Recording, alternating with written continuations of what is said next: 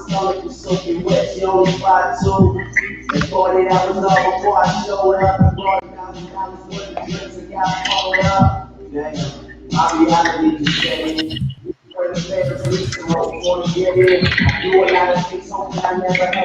What's up, brother? What's going on, my guy? What's going on? Hey Siri, can you cut off the music, please? I think Siri might be the only woman that really listens to me all the time. All the time. What's up, EBlack? I love you, man. What's going on, brother? How was your day? Man, it was interesting, really good, man. I reached out to a couple of people. We had a couple conversations. Yeah. It's Right. been real. It's been real good though. I'm blessed. You're blessed. You are blessed. I want you to know that. I think you usually have better quality than most people. I don't know why. Is it fuzzy? Do you see it? You notice it? Yeah. Let me scoot up just a tad bit. Okay. Okay. Let me get Let me see. right. Let me turn my. Thank you, baby. Good evening to everybody in your household. Good evening. Good evening. Hold on, brother. Let me just take this. Man, people leaving their hair on that thing. This is ridiculous. Hey, everybody. Welcome to Conversations with King. And I want to apologize. We're going to have a little late start, but we're only going to be doing this for 2 hours. Um, Hopefully, people start coming in the room. Oh, I gotta. I see. I always forget to put the what you call it? Who said that? I always forget to put. Hey, Maricela. I always forget to put the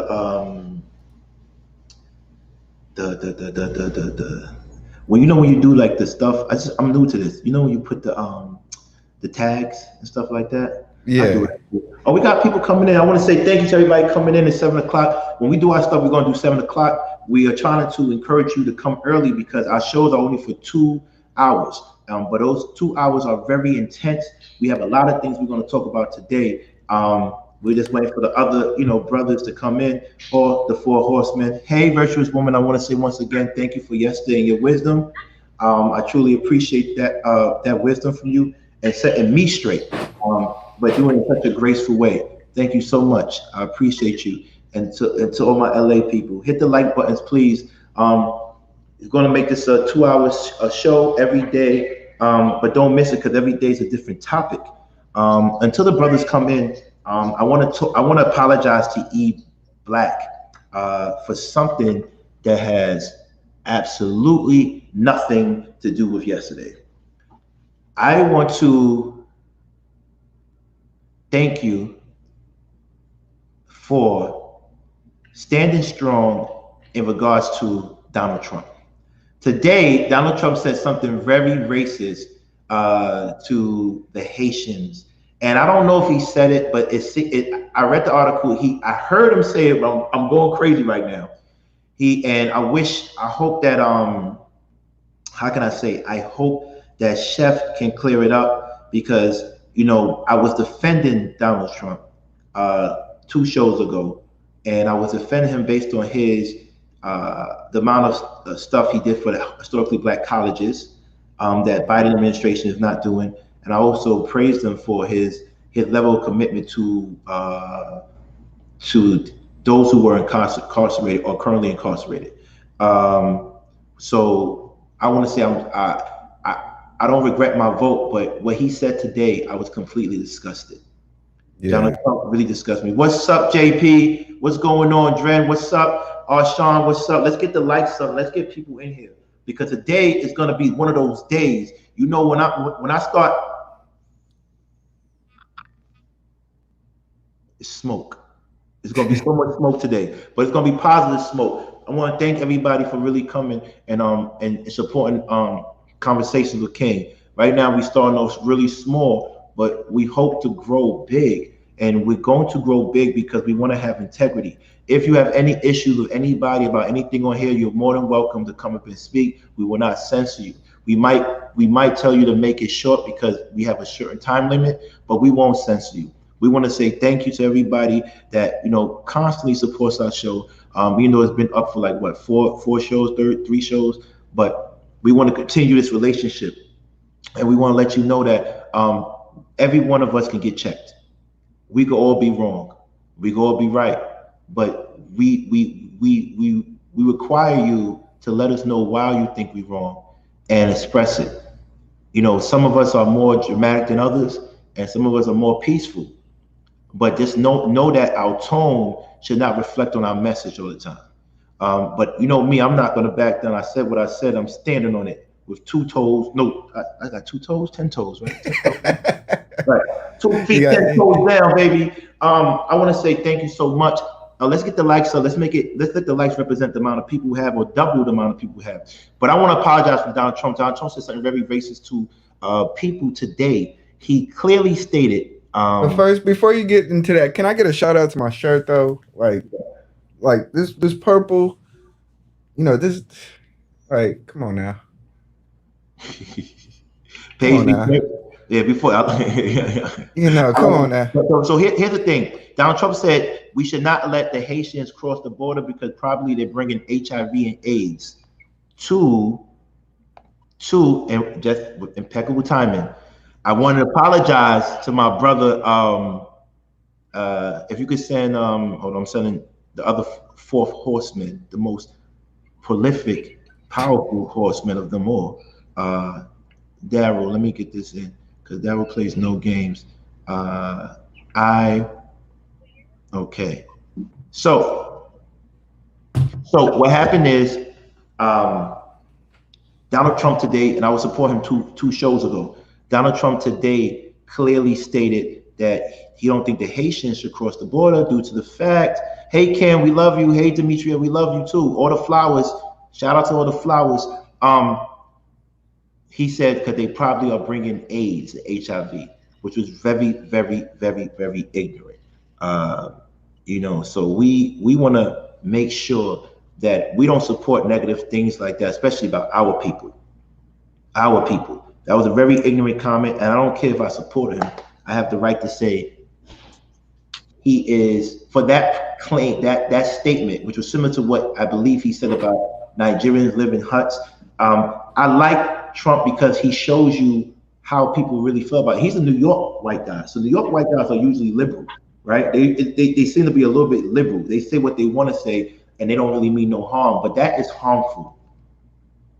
That was extremely harmful, and I don't respect that. And I just want to let everybody know where I stand with that comment with Trump today.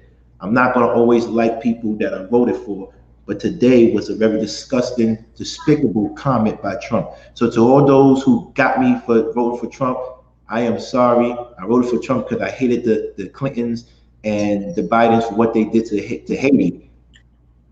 They pillaged that country, but this man says something. This man, and I'm going to play devil's advocate, and I want Chef to play. You know, you're going to ride for the Haitians. I'm Donald Trump. I don't got nothing against Haitians. I just don't want them in my country to take our resources. How do you feel about that? I agree. Oh, he got off. He agreed and he got off. Whoa, that is going to get tense, right? You saw EBlack's face. I didn't think he was going to say that, right? Yeah, he said I agree, and then he was like, "Wow." I was like, "Okay, what's going on?" Right, what's going on? Yeah. He may have been agreeing with something that you said. That's what you do. You want to get and talk to us. Hey, Coco exclusive. Is he back on? Okay, thank you. Yes, brother. I'm sorry. Is that me or you? No, that was my fault. I was tweaking some settings when I should have been tweaking settings. So we're gonna ask you a question again. We're gonna role play. I am Donald Trump, and I'm telling you, I have nothing. Guess what? I don't care about your country. I'm not going to steal resources, but I don't want your people in this country. How do you feel about that? Because a lot of Americans, Black Americans, actually have a point in regards to why should we have immigrants in this country when we should be focusing on the African Americans that have more roots in this country. Y'all can chime in too if y'all get what I'm saying. Yeah, I get it. I absolutely get what you're saying. All right. So yes, my family, my parents are from Haiti, and my bloodline is from Haiti. Obviously, I was born within the United States, right? So I am American. The thing is, I'm Haitian first, and in terms of what he's saying, I believe that it's pure bullshit because pretty much we're all native. We are all immigrants to this place, barring the Native American people that existed prior to us getting here. So none of this shit belonged to us. We were all from somewhere else. But what really bothers me is the fact that what we've contributed as a people within this Western Hemisphere, we've contributed to the freedom of the United States, the independence of the United States. You know, the big black scary soldiers that were brought in to help fight with the Civil War. You know, we have monuments to Haitian people in the United States. You know, Audubon Society was started by a Haitian man. You know, Jean-Paul de Sable, you know, he was the guy that discovered or founded Chicago, you know. So Haitian society goes way further than Wyclef. You get what I'm saying?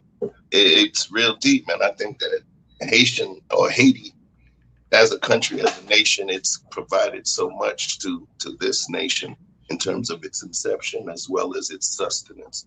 So automatically, all of a sudden now, we're not worth it. You know, what we did as people means nothing. Right. And it bothers me. Am I getting super incensed by it? Nah, because I expect certain things to come from certain people that have already proven themselves. You know, I'm an executive for a company also, and I do corporate training. And one of the things that we talk about is determining a skill gap assumption. A skill gap assumption is the thing that you believe that this employee or this person is missing, you know, in them attempting to perform a particular process. Once you've identified that skill gap assumption, then you try to figure a course correction, right? Right. So that guy has definitely proven that skill gap assumption a long time ago. So I don't expect much from him. Right. You know, and just to go on side note, when people talk about votes, you don't have to apologize to anybody for who you voted for. Right. Because at the end of the day, when I vote, and I've grown into this because I used to vote specifically based on party. When I vote now, I vote based on the issues. Okay. What I believe this person's going to do, right, and what I believe that they're not going to do. Right. Real quick, I saw a documentary about this town where it was a bunch of folks that voted for him. Right. You know, they came to him a year later, and a lot of those people said, to be honest with you, we believe that person's a buffoon. But the thing is, he was going to repeal the inheritance tax, the tax that means that, you know, 60 to 70% of your wealth will be taken by the government and not passed down generationally to your children. These are farm owners, you know? So a lot of times people don't vote based on loving this person. We vote based on what that person's skill is and that skill gap assumption we made. So it's what they can do and what we know that they would never do. And a lot of times that's all it is for us. Right. Okay, so listen, now we're gonna get spicy. Horseman, shout out Flower, Keisha, we love you. EBlack, you are African American. On the stage, we have a first generation African American, which is me. My parents were from West Africa, Ghana. And we also have a Caribbean American. So we have the three pillars of the Black diaspora on this stage right now. I want you to be honest with us, because our parents have stigmas that they might have thought or said, or not my parents, but their friends. What is the take of Black Americans on Caribbean Americans and Africans coming to America and competing with the jobs and the school options and just in general, the quality of life? Is it something that we should be worried about? Or you know, like Go ahead. I'm gonna let you finish because you was Yeah, about to say. or is it something that's a tool, a divisive tool that's been used to separate us by not only the alleged oppressor, but by our own communities? You know, for the most part, I've lived on the West Coast, and I've met few. Like, sorry. I've met few actual Caribbean people, but I've met few other generation. Like everybody's a melting pot out there. So, the I did end up having a Haitian roommate. He was from Haiti, and I want to tell you, this brother worked every day. He sold incense, had a smile that went from here to here, teeth white as ever, would charm anybody. So my experience with the Haitian community is a very personal one. So when I hear a statement that Donald Trump made about my Haitian community, I just think it's false. But it's not just based on my experience with them, it's the way that I see them in their community. You see them in their community, and it's just like any first generation immigrant, they come over here and they want to live a better life. I don't believe that any immigrant that's come in here wants to be on government assistance. I don't believe any immigrant that wants to come here and wants to be lazy. I believe every immigrant that comes here wants to see a better situation from where they've come from. This country owes the Haitian community a debt. If you don't understand your history, the Haitian community stopped the British invasion. He stopped. Yeah. They stopped them. This is the first country in the Western Hemisphere that was independently created. Yep. They fought for their lives and their status. Haiti is not just a community that was designed. It was created by the blood and sweat of the Haitian man, the Haitian woman. So when I look at a Haitian person, I almost feel indebted to them because I understand once you get it in your mind, the history, and you understand that between the bodies of water of the Caribbean and the Louisiana, the British government gets that, there is no America. So when I see that, I understand that. Now, what they don't want and I'm gonna be very specific. What white people do not want. You put a mark right there. You see that white mark? I think you did that. No, you did it. I don't know how you did that, but you did that. But what the white people want to do is they want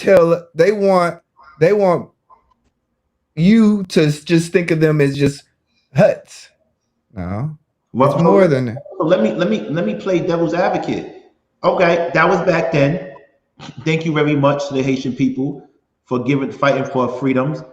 But now we're here now, and America has more than just immigrants from Haiti coming in. We have immigrants from Lebanon, immigrants from Ghana, immigrants from Mexico, immigrants from Sudan. Like, we have everybody coming in. At some point, when do we stop letting immigrants come in to America? So let's I'm gonna play one of your statements from yesterday. Why switch up now? That's the greatness. Remember yesterday about switching up? Right. Why switch up now? That's not even something that's an evolutionary thing. This is something that this nation was based on. Right. It was based on immigration from the crown, immigration from Europe, immigration, right. And it involved its immigration from all other parts of the world. But by the end of the day, we're all from somewhere else. So why stop now? You know, why stop now? Right. Well, the people that are coming in are not just folks that are just popping in. These are folks that are traversing rivers, traversing dangerous climes, traversing, you know, the ultimate danger to get here. Not even for a promise, not even for a promise, just for a chance, just for an opportunity, you know? And that speaks volumes about the character of those people and what's important to them. We have folks that villages, entire villages put money behind just so that one person can go and do something to be great and potentially give back, just for that opportunity, you know? All right, so this is what I want to make it clear that these are not my viewpoints, but this is something I want to throw back at the fellas and those who want to chime in on in the chat. Please come up and chime in. But let's be honest, the economy is not that good. For Trump to stop the request that we stop the influx, or Biden, because they're both doing it now, the influx of immigrants, whether they're Haitians or whatever country they're from, is probably a sound economic decision. Is it not? No. Wow. The fact of the matter is that you need immigrations to take over the jobs that we are not willing to do. You know, you need first level skill. I call it first. EBlack. No. Because you're saying what jobs are you referring to that they would do that we're not willing to do? Is condescending to them, or is it condescending to our people and saying we're lazy? Yeah, I'm saying that we're lazy. We're not. Us as people here, we're not willing to send our children into fields. Damn. We're not willing to send our children and tell them to go sweep up the floors of a mansion. So you want the immigrants here for hard labor? Not that we don't. It's not what you said was about economics, right? The economics is that these people are willing to do those jobs. Yes. And when they're willing to do those jobs, then the pay becomes lower. Okay. You're able to pay them, right? Because they're more or less willing to take. Well, you know, I'm trying to trip you out right now, because I'm trying to say, you saying you need them for that type of labor, but that type of labor is looked at demeaning. Maybe they're coming here because they want to come here and buy real estate. Like a lot of Indians, they come here, they put their money together and buy Dunkin' Donuts, right? And send their kids to school. This is like real what people do. The Pakistanians, the Bangladesh, right? They stick together. So the Africans, Nigerians, Ghanaians, so most of the immigrants are not coming here for just menial jobs. Don't you think that's the threat? No, I just think that, you know, immigration definitely is just a natural process in which when people come in, they want to do the job, they want to work, they want a better life. So it works out for everybody. That in that cultural exchange in which we provide opportunities for others, they provide the labor force, then they're able to provide their children, and then it goes on and it goes on. Right. So I think it's just a mutual exchange, and that's how it's always been. Right. The people who came off the boats from Scotland, they came on and they knew that they were going to be farmers, but they came on for a purpose, and they came here willing to do the jobs.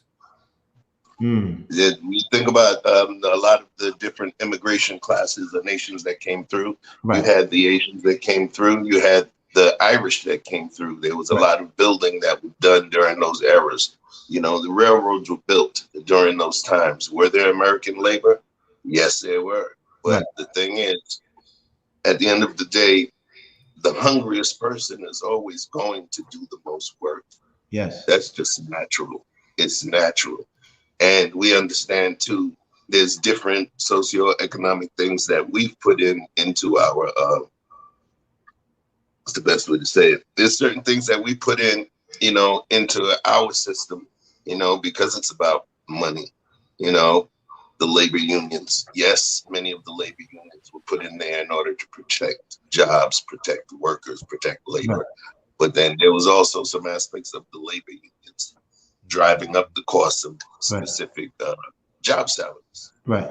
you know, and what that ended up doing was pricing those jobs out of the market, Right. where those companies ended up deciding to not go with bargain labor, or they decided to go with lower, lower skilled people, right? Right. So Wait. these Before you jobs, say lower skilled, Okay, so here, wait. Before you say lower skilled, I say first skilled okay, because it's okay, it's okay, it's usually the first skill that you learn when you're doing a job. right. You did it again with the white mark. All right, good, good. So here, so now it's only right that I get spicy.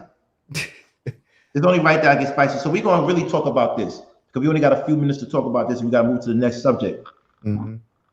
I grew up around immigrants. My parents weren't like this. I lived in a predominantly Caribbean neighborhood, and I moved around with Africans and stuff. My parents are not like this. So let me make that very clear. And when I went to school, it was an African American that put me on to game and completely embarrassed me with my mindset. Mind you, I did not learn this from my parents, so let me make that very clear. In my mind, is that if my parents could come to the States and the Caribbeans that I was around, if their parents could come to America, get jobs, work hard, go to school, and buy houses, we never understood why. Listen to me. We never understood why our Black American brothers and sisters been here for hundreds of years and couldn't do the same thing. And then when I went to school, my African American friend completely shattered my concept.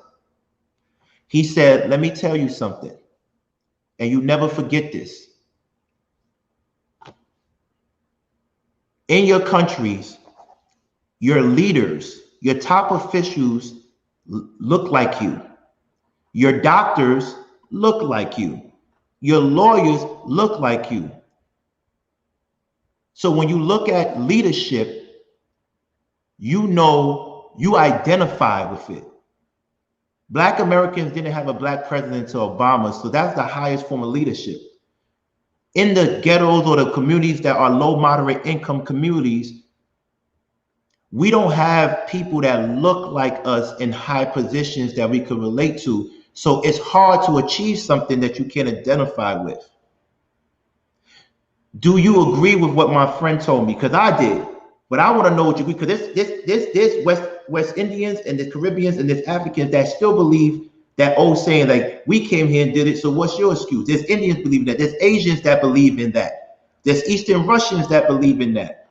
So do y'all subscribe to the fact that institutional racism, it has hindered Black Americans from achieving as a whole compared to their West Indian and African counterparts?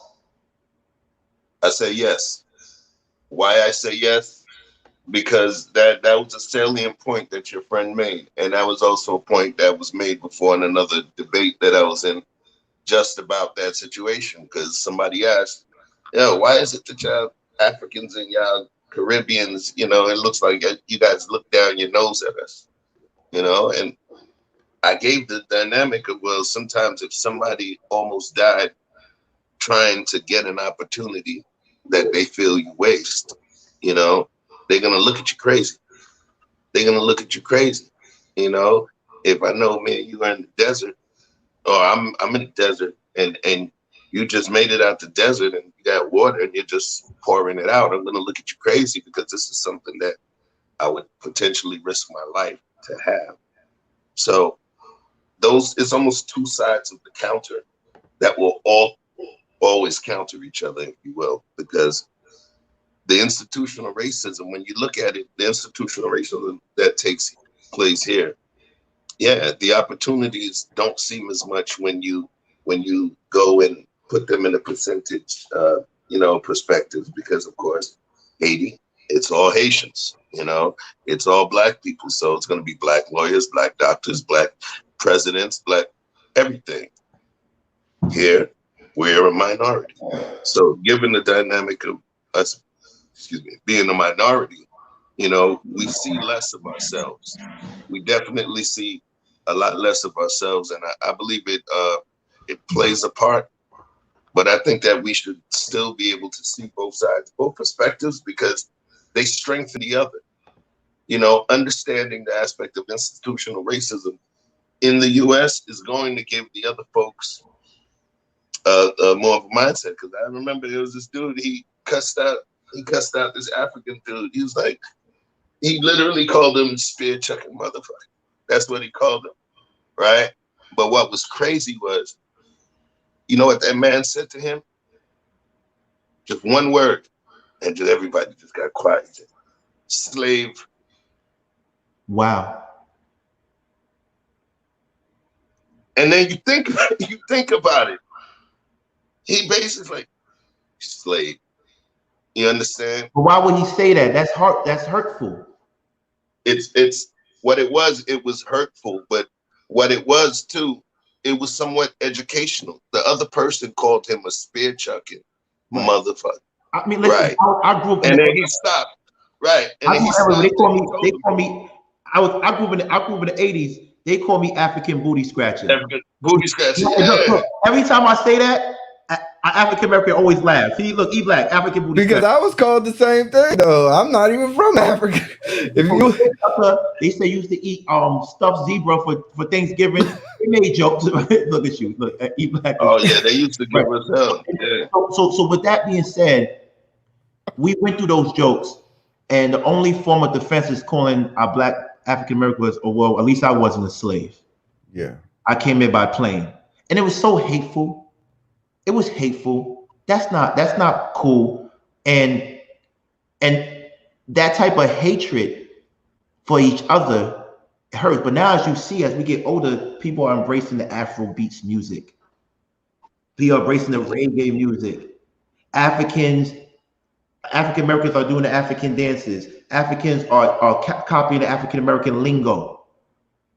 For me, and we always felt the West Indians. We always felt their vibe, right? We need to find a way to connect those dots, but there is a disconnect between us all, and it's not something that should be taken lightly. I hope that this conversation, even though it was short, it made us dive in deep into the fact that we as Black people are Black people, and there should be no segregation amongst us. Because at the end of the day, when a Haitian speaks English, an African speaks English, an American speaks English, we are considered Black. Before we open our mouths, we're Black. They don't know where we're from until the accent comes out. They don't know, right? So we got to be very mindful of that. But any closing remarks in regards to the dynamics of African Americans, Caribbean Americans, and Africans, and also what Trump said? Any final remarks? I wish the fourth member was here, but he's coming soon with a surprise. Well, one thing I want to say is that, this is just more or less why I was saying am I breaking up? Yeah. Okay.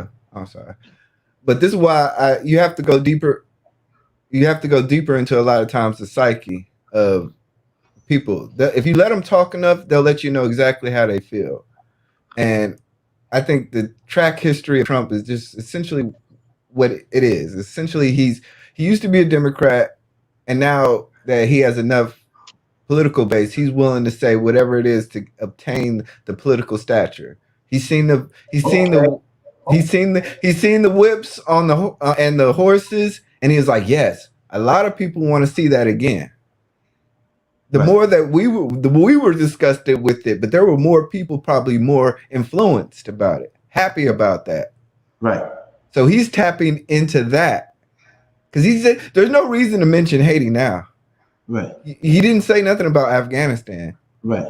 Because he fostered the deal to get Afghanistan over here. Right. It's his fault that we got.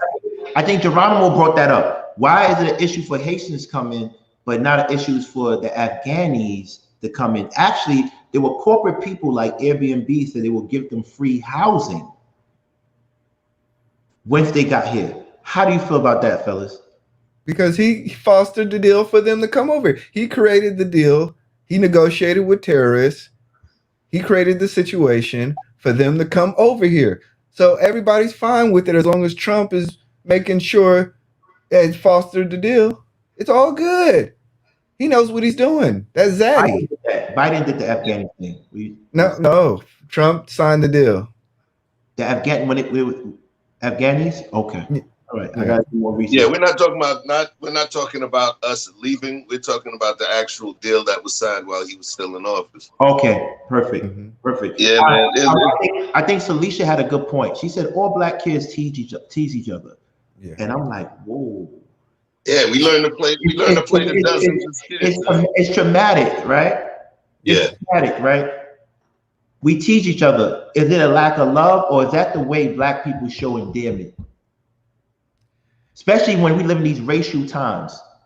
And I want the honest, and good point, Shalisha. You're a flower. Put some flowers up for Shalisha. Turn the lights up, though. Turn the lights up. We're going to get spicier. Please turn the lights up. Thank you.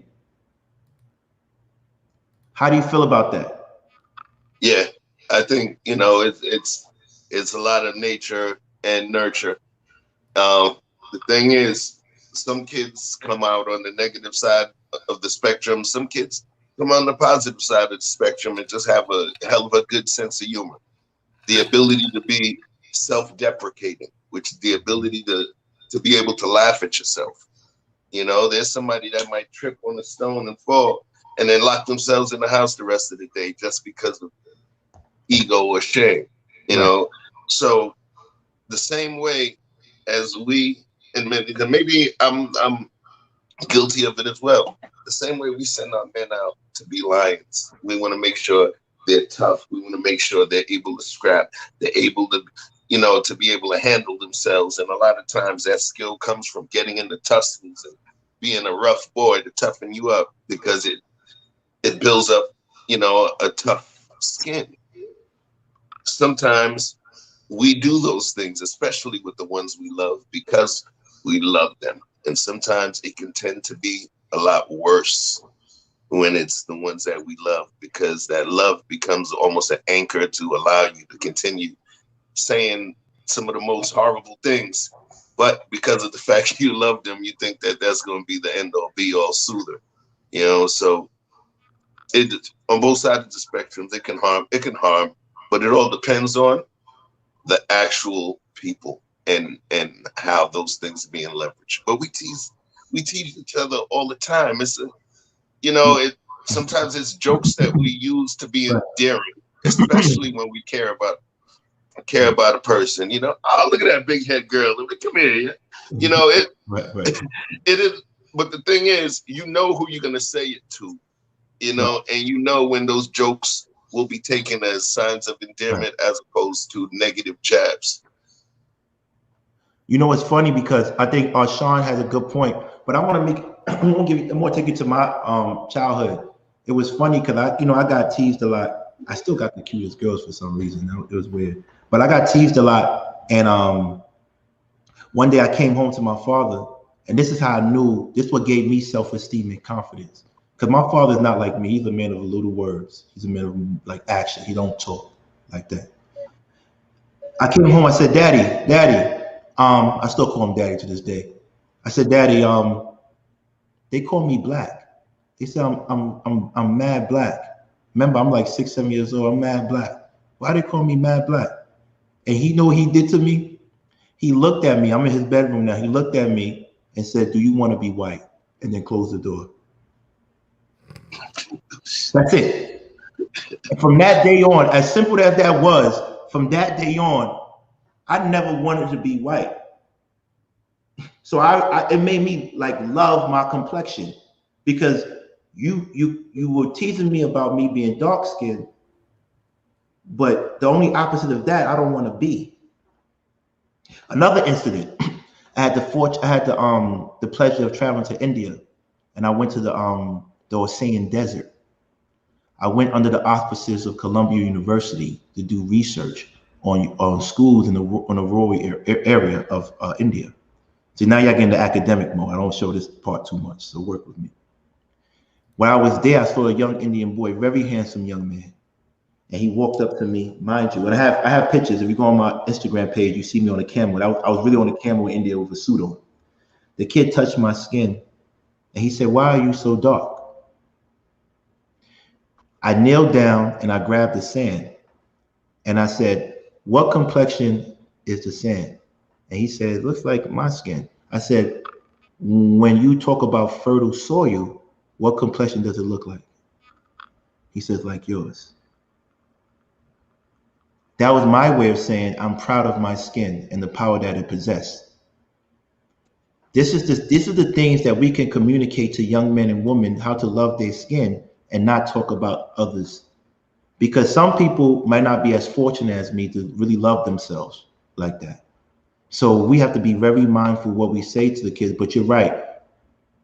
Kids have to learn how to socialize and synthesize, analyze, adapt, and find communication skills without the protection of their parents. But we as parents and we as elders, when they come home, we need to help them digest that. And maybe my father, I'm glad I understood my father's parable. You know, Africans always speak in parables and riddles. So I was so happy that he said that, but it gave me the confidence to move on. But thank you so much. I appreciate that. I wish the fourth horseman would come on here. Keisha. Yeah, Keisha's funny. Keisha, she lit it up. Hey, can I tap in on one time on that story? As we get older, we tend to laugh at the jokes. Like I said, they said I had stuffed zebra. It's funny for Thanksgiving. That's funny, right? African booty scratches whenever you say it, it still giggles, right? And it's cool. I just imagine a person scratching their butt. Like this is a funny thing to me, right? The fourth horseman is up on the screen right now. Let's give a shout out to our brother, man. Turn the likes up, please. We at 30. We need 50 likes because it's gonna be an amazing show today. I need 50 likes at the minimum. We at the half. We almost at the halfway. We need 50 likes. Shout out to my boy Darrel. Talk to me, brother. What's good, family? How y'all feeling tonight, man? What up, D? What up, my guy? Had a long day. You all right? What's up, EBlack? Good to see you again.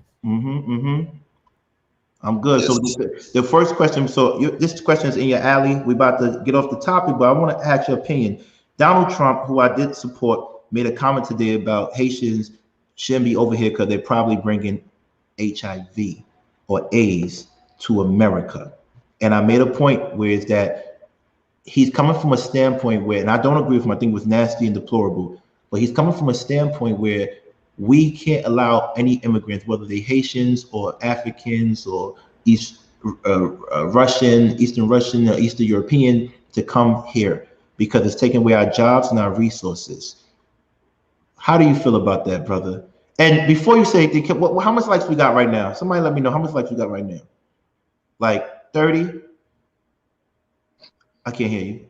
34. Yeah. 35. Let's get up to 40 before you answer. Let's get up to 40, man. We got to get these likes up because it brings more people in the room, more people in the chat room, and also allows us to reach our message more to more people because we have some points to bring today. Please talk to me. I read that article earlier. I saw you posted. It doesn't surprise me. That's why I said when EBlack was saying everything that he had to say about Donald Trump, I fully understand what he had to say. I'm not really here for anybody trying to, hang black boys either, especially for something that he couldn't really stand on, right? So it doesn't surprise me when he makes statements like this. If you know what, brother, if I'm correct, I believe he once called somebody country like a shithole country. Shithole country. Nigeria. Yeah. So these statements, these statements is kind of consistent, with all due respect to him. So I feel like we gotta just go at him and let people know that we can't really fuck with him no more. You know what I mean? I understand your perspective against Biden, but that's why I said my perspective was I couldn't really fuck with him or Biden. Right. Because they not really they don't represent us. They don't got no love for us. They don't got no passion for us. They don't care about our people. They don't care about the children. They don't care about these policies that need to be written that can affect us on a federal level, on a local level, right? And on an international level as well. You know what I mean? They don't care about the resources that's been taken away from us. They just want to, say stuff like this, and it's consistent with his movement. And truthfully, I don't really got no emotions towards it. I got a lot of other stuff to talk about. You know what I mean? But there's nothing against Trump except, if you feel that way, fuck him. Fuck him. Yeah. Fuck him. All right. Perfect. Thank you for ending that well and straight to the point. So the next topic, people, how many we got? We got 40 likes. Are we on 40 likes? We got that? Nah. 30 from what I can see. Oh, 30. 35. 30 people. They're being stingy with the likes. Likes, pay the bills, baby, please. All right, listen. The topic we want to talk about today is relationships. So all the flowers in the room, I want you to really pay attention to this. And all the rocks, so the men in the room, I'll need your input. Please come up if you have anything to say in regards to that. And we're gonna pull you up. What is the difference between sacred and secret in regards to a relationship? Have you ever had a person in your life that you didn't want to show the world? Yeah. So the difference between sacred and secret to me is it's determined by a level of maturity. It's determined by a possessed level of maturity. As a young man, a lot of times things were secret. We were younger. What made a woman pretty, what made a woman beautiful, what made a woman attractive or someone to be around was, what other people determined was pretty and attractive. And we lived by virtue of the standards that society, be it magazines or even just the area we live in, we were taught that these are the kind of people that are attractive.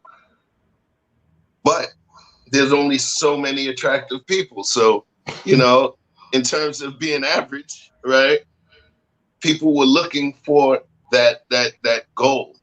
So it was almost like if the guy didn't have the dime piece, he wasn't prancing around, he wasn't prancing around Church Ave with it. He might have just, put her in the cab, had her meet him at the crib, right? Because they might have been, maybe the girl was heavy set and he didn't want his friends, people still had some of those visual things. Maybe his girl had a hairy mole on her face.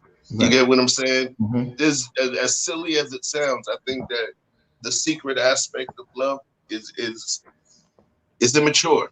It's immature because as we start to grow into our manhood, we start to understand, the benefits of what the flowers bring to our ecosystem. As crazy as it is, it's metaphor. They bring air. They create oxygen. Right. They take light and create oxygen. They are an important part of our ecosystem. The thing is, when we're younger, we lack the ability to be able to appreciate what it is that they bring. So we would hide the person. Our love would be secret. We were too ashamed or too gangster to want to hold our hands or show, open displays of affection. But as we grow into our manhood and we understand life and that life is fleeting, and being alone is not something that you want to do, you start to appreciate the more important things, the salient things within what that woman brings to you.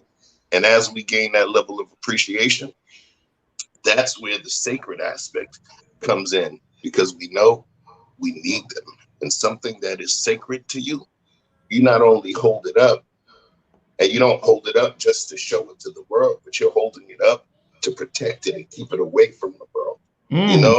So in terms of secret, in terms of secret and sacred, secret is childish things that we leave once we become a man.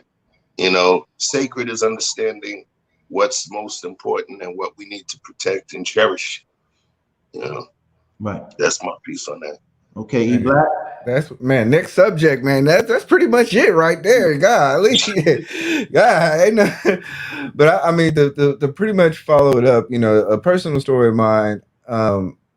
There was a young lady in high school, she wasn't the most attractive, but we had a secret affair.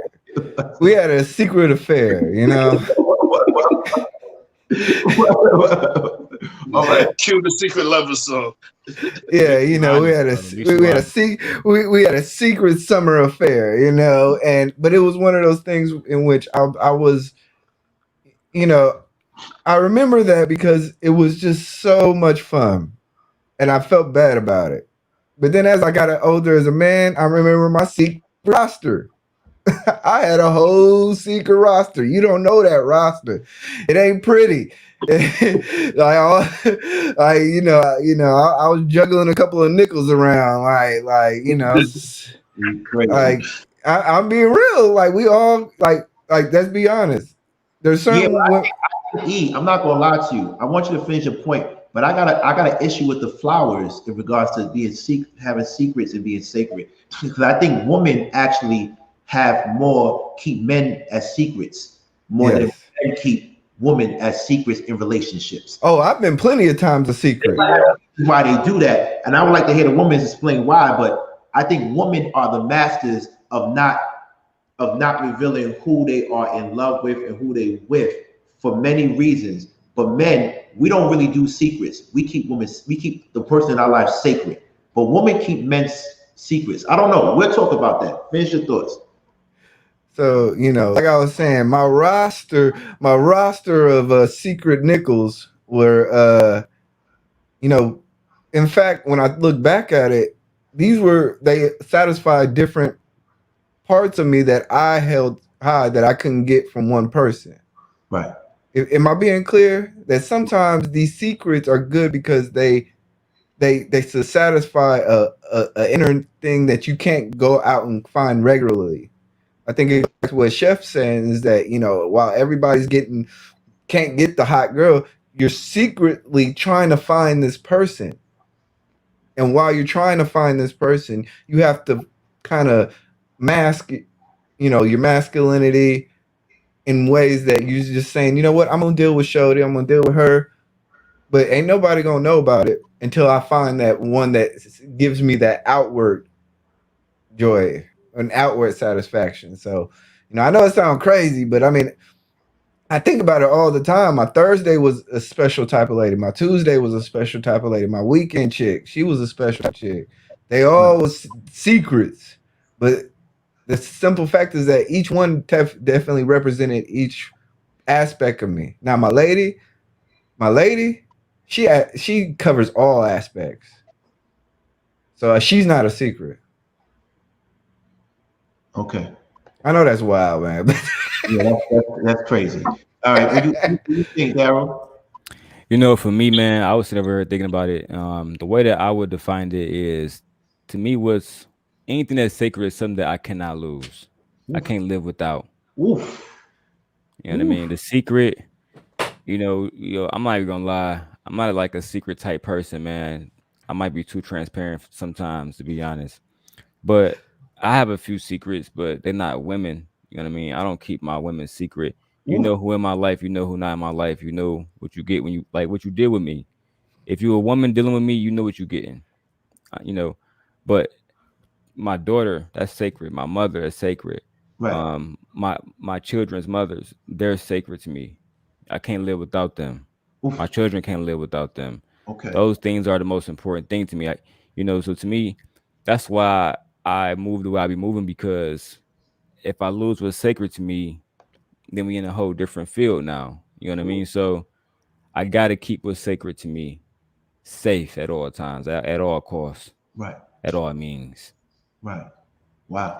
That's my answer. Okay. Okay. So let me ask you a question. Do you think men base sacred and secret, like what E Black said, based on visuals, based on aesthetics, I and think that's women base keeping a man a secret or sacred based on the potential that man has in their life?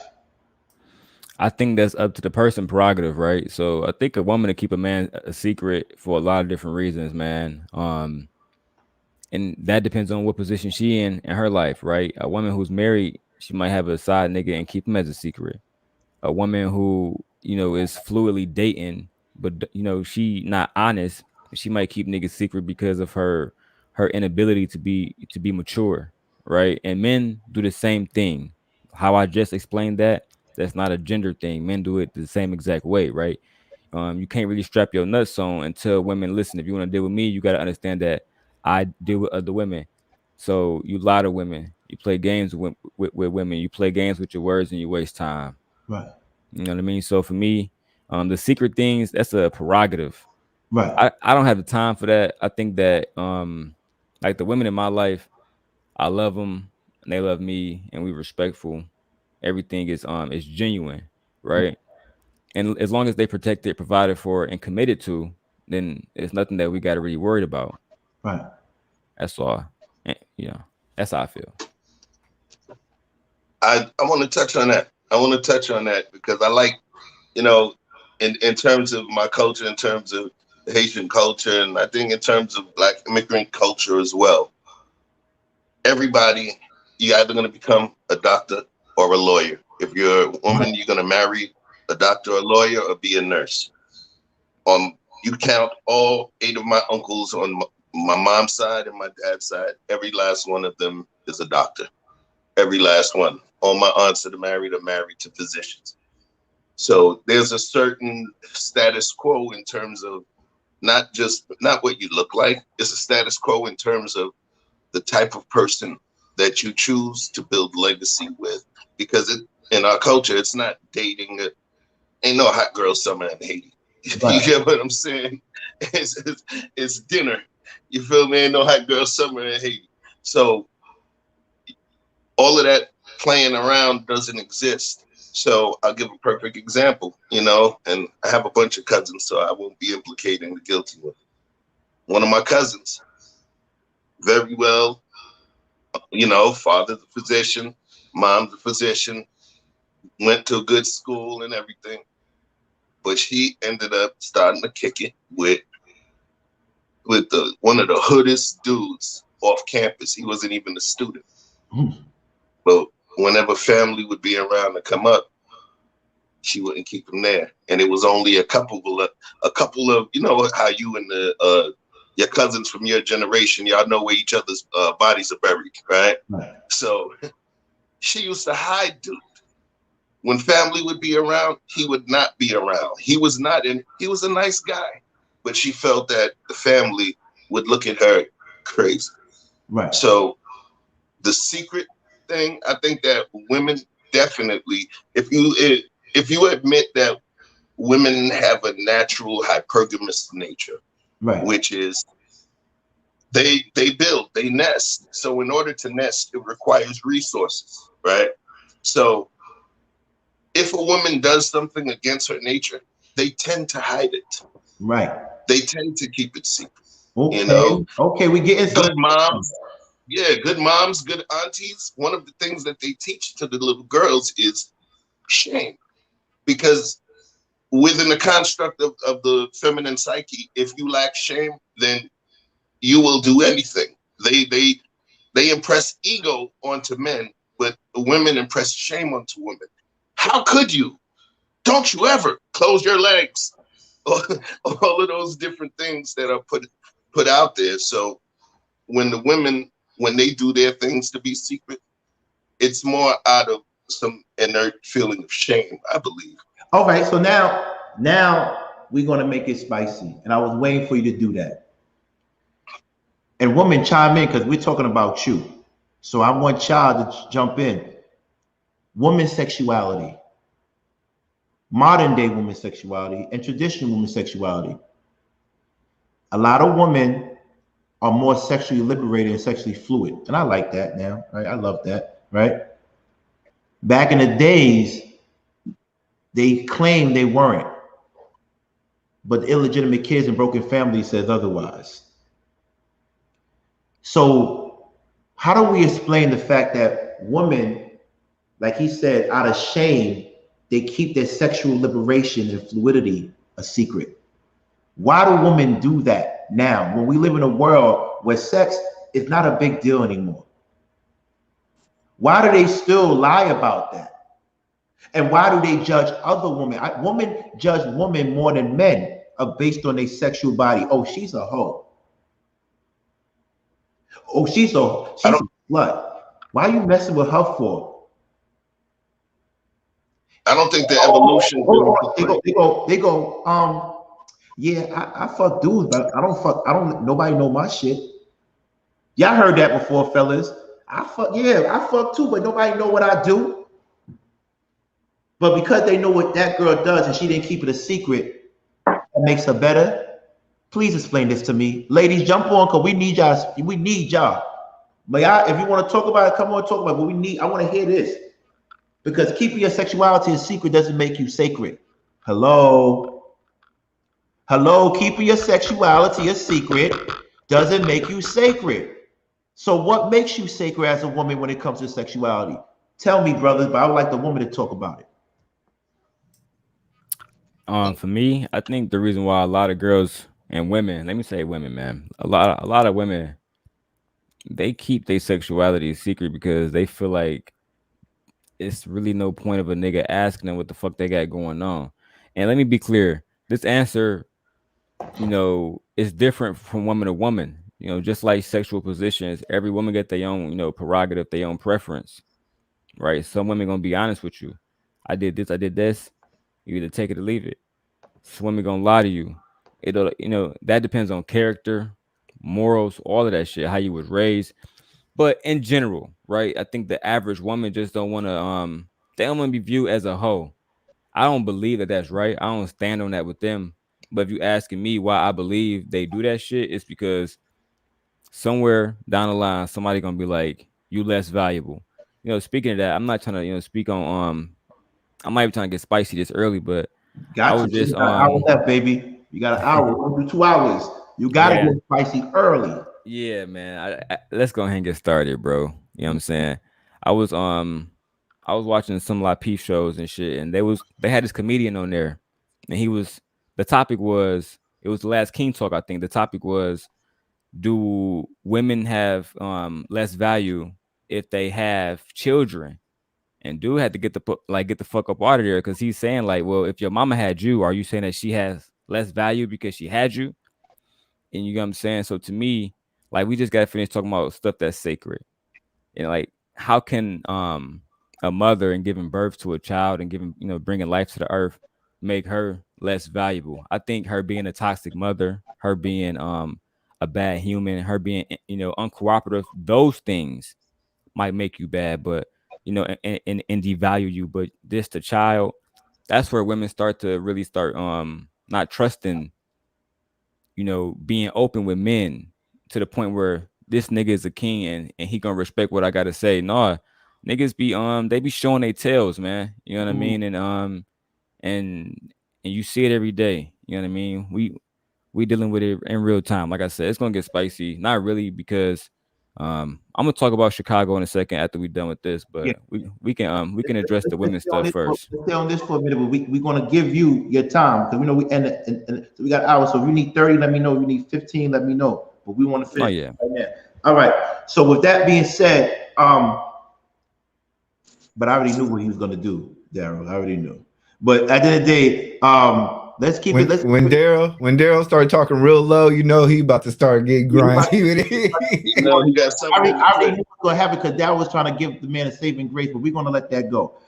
Right now, we want to talk about women believing that keeping their sexual body counts makes them sacred. So when I say questions, and this is why I'm misunderstood a lot. I say questions, but you got to come down the king's rabbit hole with me. Because I start off one way to see your point, your perspectives, and then to see how I flipped it to say, okay, since y'all said that, what about women's sex, keeping their sexuality a secret, their body counts a secret, their sexual fluidity a secret? Does that make them sacred? Because a lot of women would say, hey, I'm not like her. But that person might have more body counts, but you just know that she fucks certain people. Why do women think like that? Why? Well, I think it's because of the idea of protection. I think each man is ideally a type of dude. If you, this is my opinion. I think women imagine every man that they've had sex is in the club and they're having a fight. And then they compare the dudes. Who's gonna make it out that club? Right. And if the dudes that's in your club is weenies, and the dudes that's in my club bangers, who do you feel safe with? And I know that's kind of the way I see it. Is I think that they mentally take in every dude that they've had sex with, and they compare them to your man. or the man that they're having sex with. Right. And I think they internalize that, and they feel as if, you know what, even if I've given this man sexual gratification, he's willing to protect me. I'm getting some type of, well, that's just my opinion. I don't know if a woman believes that every man that they have sex with is willing to protect them, but I hope that every woman believes that a man should protect them if they're willing to open their legs. You know what's crazy that you said that? And I wish Matt comes up and say something. Please, that's the link to come up, ladies, if you have something to say. Kevin Gates said a woman's only a whore if she sleeps for attention. He said an old interview of his, he said a woman's only a whore if she sleeps for attention. I get what he was saying. It's not that I agree with him. Secret. It goes with being a secret. It's sacred. So break that down. So a woman is not a whore unless, what was the last piece? Unless it's for attention. Only a whore if she has sex for attention. Yeah, I think he was just touching one piece, because I think he was touching on the quid pro quo aspect of it. You know, something for something. Something for something. Hit the like buttons, please. Please do. You know, something for something. Some sort of fair exchange. But the thing is, initially, when we look back, and, you know, I'm not going to get all bolo and get super biblical, you know, but when we looked at what that woman brought to the table and her womb was a resource as well. Her womb was fertile soil. You never plant your seed on infertile soil. Her womb is fertile soil. So one of the expectations biblically is that, you know, you would be the first person to harvest anything from that particular bit of soil. But then we start moving, and women started understanding the depths of what they have. And at some point, vagina has become monetized. What do I mean by that? When I say monetized, I don't just mean cash. Right. I mean for attention. I mean for protection. For all of these things that actually come within the dynamic construct of a marriage, of a relationship. At this point now, when they're able to parcel themselves out, if you will, for specific reasons. So he stated attention, that they're not a whore if they're doing it for attention. The term whore is a heavy term, man. It's a heavy term because it's a term that can be subjective, objective, and it's based within your own particular perception. You know, in certain cultures, a woman that shows a half an inch of cleavage is a whore that should be stoned. You know, so it's a heavy word. It's a heavy judgmental word, and it has there's so many ramifications to that particular word, whore, that says more about the person themselves and not just what they do. So I don't agree with him, because in terms of the word whore, you know, now if they say prostitute, that's something different, you know, but whore is a way heavier word than prostitute. Even emotionally it is, you know. You call somebody a prostitute, you call somebody a whore. It's a way different. So for me, it sounds like maybe he's saying the person's whoring themselves out for attention, you know. But if somebody's giving it up for attention, they give them shit. They're giving it up for money. They're giving it up for dinner. You know what I mean? All of those are attention manifested in different ways. You show attention to a woman by giving her time. Right. Blowing her back out. Let me ask you a question. Attention by taking her to dinner, you know? Right. Let me ask you a question. Would you date a woman who you've been married to for 5 years, or dating for 5 years, and you found out that when she was in college or when she was overseas in the military, she was promiscuous? She says she kept that a secret from you because she wanted your relationship to be, once again, sacred. We have a sister on board.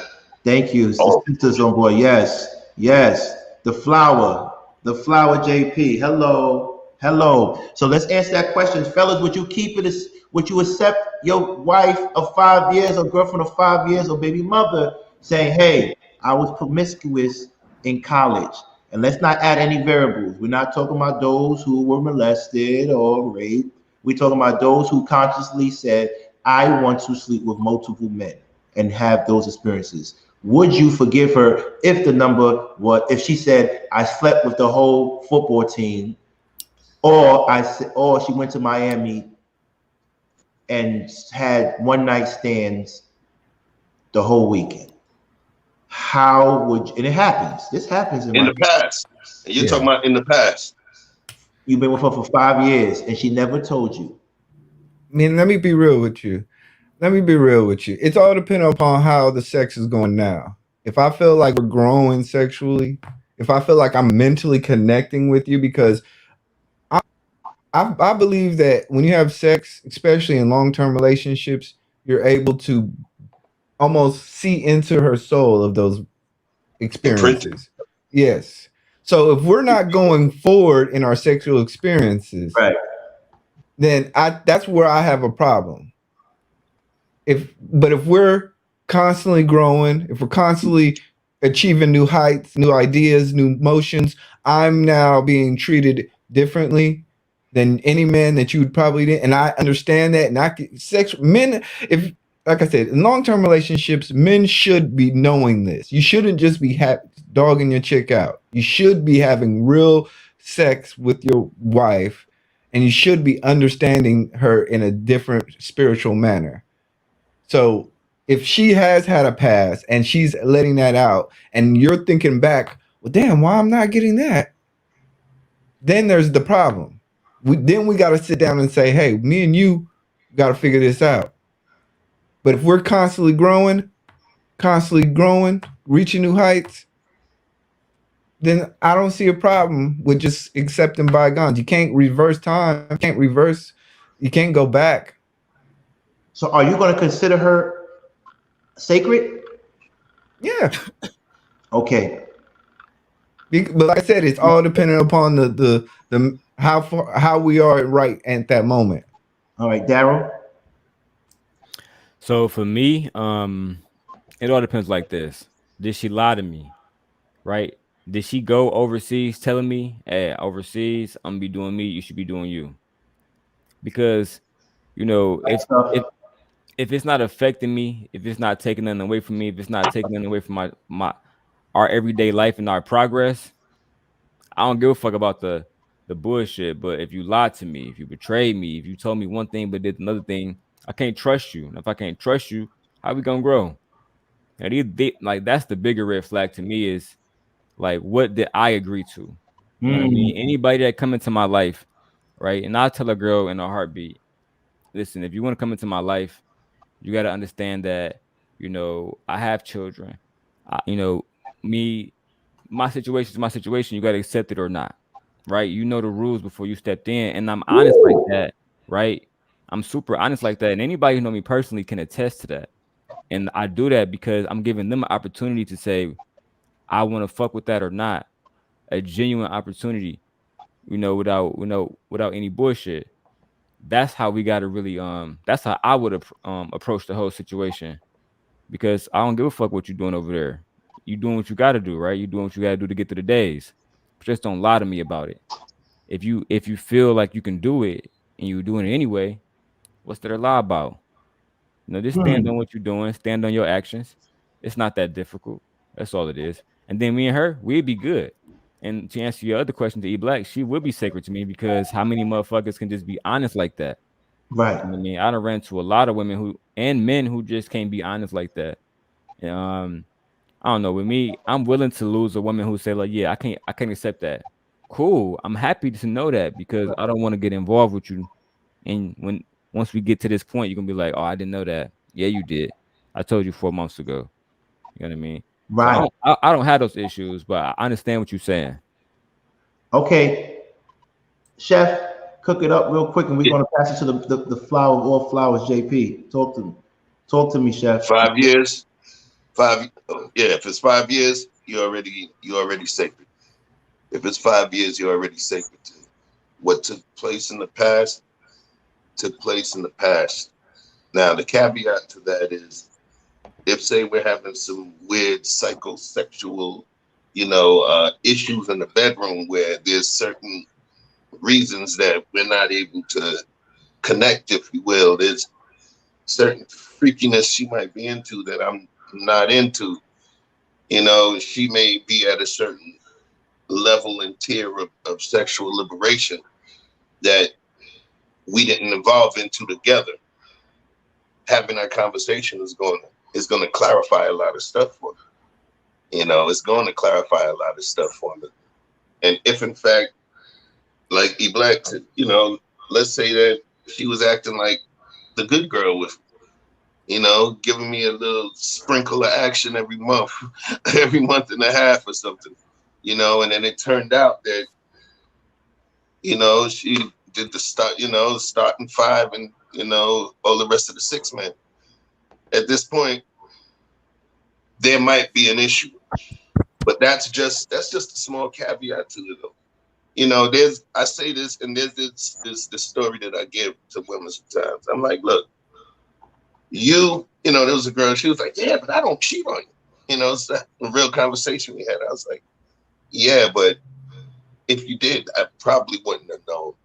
There's guys that have women that had the whole football team and more that some folks might consider deplorable women.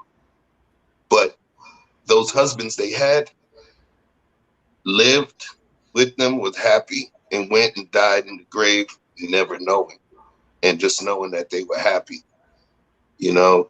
So sometimes this is going to be a crazy one, and I know somebody might try and hit me with the simp label.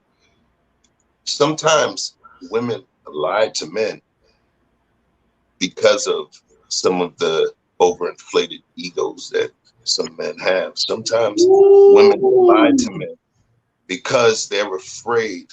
Remember I said yesterday about people lie to folks that they love or they have a certain level of respect or deference to. Some women will lie because of the shame aspect that's placed Turn the lights up as well. And a lot of times people don't understand it. There's too many people in this world. It's not always just going to be your girl. It may just be your turn, and you need to cherish it, and hopefully you're the last. But sometimes, men's overinflated egos sometimes puts them into a situation where those men who are supposed to be big, strong gangsters are fragile as Yeah. And then now women, they're gonna be like, shit, this is gonna break this guy's soul. He's gonna turn jaded to the next 10 women he deals with. So it's like a weird fine dance, man. It's a weird fine dance in terms of it, Hey, let me ask you a question, Chief. And I'm gonna get a little spicy, okay? Right. Oh, but hold up. We want to make JP go, please. I'm sorry. Oh, I apologize. No. I apologize. I want to listen to you all. I want to answer your question, and then I have a call to action for you four specifically. So go ahead and say what you have to say. Okay, perfect. Okay. I've always been under everybody gets on me about my Amber Rose take, right? Everybody gets on me, right? And I'll be trying to tell, man, like, y'all don't understand, some of the women who've gone through the most in the world are some of the most addictive minds that you can ever meet. Some of the most addictive personalities. These women have seen so much in the world, have done so much in the world. Sometimes it is that special. So sometimes, like I said, we dog our sisters out for their past and for their secrets, but sometimes those secrets make them really, really special individuals. And I hear you, Jackie. No. But you see, but here's the thing. This is why I get. It's right though. This is why I come in, because, and I say this all the time, women have to go through the fire in order for them to be pure. Just like metal, you have to go through that fire. So when people say, "Oh, it lessens your thing," listen, let me tell you something. I don't care what the manosphere said about you, a woman, she has sex and you can't respect her kids. Well, you know what? If that's the case, you won't marry 90% of the women out here. You don't know what they doing. You don't know what they do. You would never know what a woman does. You have to just you have to just take her for what she is right now and how she treats you, right? And we men have to be a little bit fair. What about us? What about the woman we dogged out? But see, the reason there's a thing that I have to admit, ladies. If a man messes with a certain type of girl, and y'all find out, and she's not on your level, you're gonna look at your man differently. You're gonna look at your man differently. A lot of women look at their man differently based on if they had sex with certain type of woman because they don't want to be associated with that type of woman. They don't. Yeah, I agree. But JP, what you think? Y'all, listen, y'all done told my whole life story up here. I don't know where to start. Oh. So we'll start with the back end. Yes. Oh, before you go, how much time you need, brother? 30 or 15 minutes? Yeah. Bros. No, JP good. She knows she good. We good. Okay, good. Thank you. I'm sorry. Thank you. Hello? She froze? It's frozen. Yeah. Okay. Hold on a second. Okay, you good now. You got me? Okay. So yeah, I'm not worried. I'm used to the panel thing. Okay, so yes, a woman will leave a man if she thinks that he went for a downgrade. I became an upgrade. I went from 330 pounds to 135, and then my husband cheated on me with a 400-pound woman with nothing, and so I was like, "Yeah, pimping, I'm out." So there's that. When it comes to a woman's sexual body count, she tends to hide it because that means a failed relationship.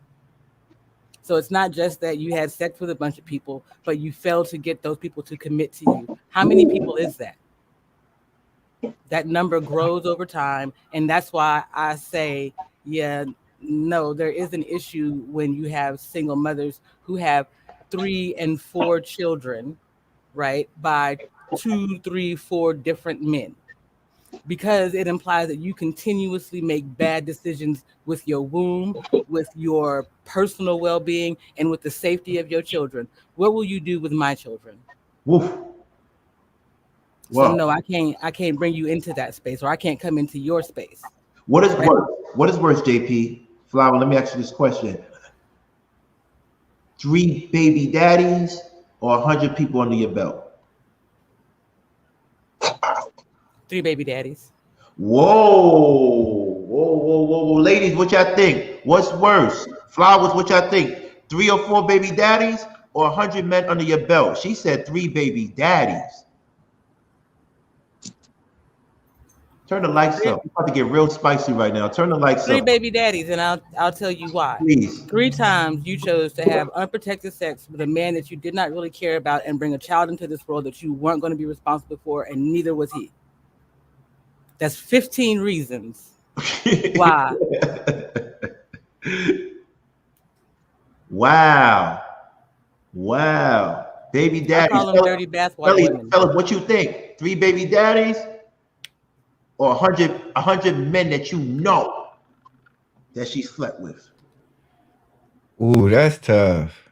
Right, 'Cause 100 men. even with She got to be using lots of vinegar. 50 men that you know. How you gonna say that and then y'all encourage threesomes and swinging? You can't treat I was women about to like say, I'm with JP on this one. I'm with JP. Look, I know I fuck with you, JP, but this is non-biased. I really felt that way. And it's kind of hypocritical because I'm not even gonna get into that. But at the it's end not of the day, hypocritical. I'm sorry. I didn't mean to cut you off. No, but I definitely agree with what you're saying. I'm not interested in a woman who has had 3 children by 3 different men, who chosen to like take something that I would consider kind of sacred and just give it to anybody sparingly. I'm not really interested in that. But people might think that, her just giving up the pussy in the same way is kind of the same thing, like it's equivalent, right? But again, to me, we got to really talk about preference and prerogative. Tawana said if she slept with 100 men and she don't have $300, she the goat. She is the goat. I like That's Tawana, Tawana. man.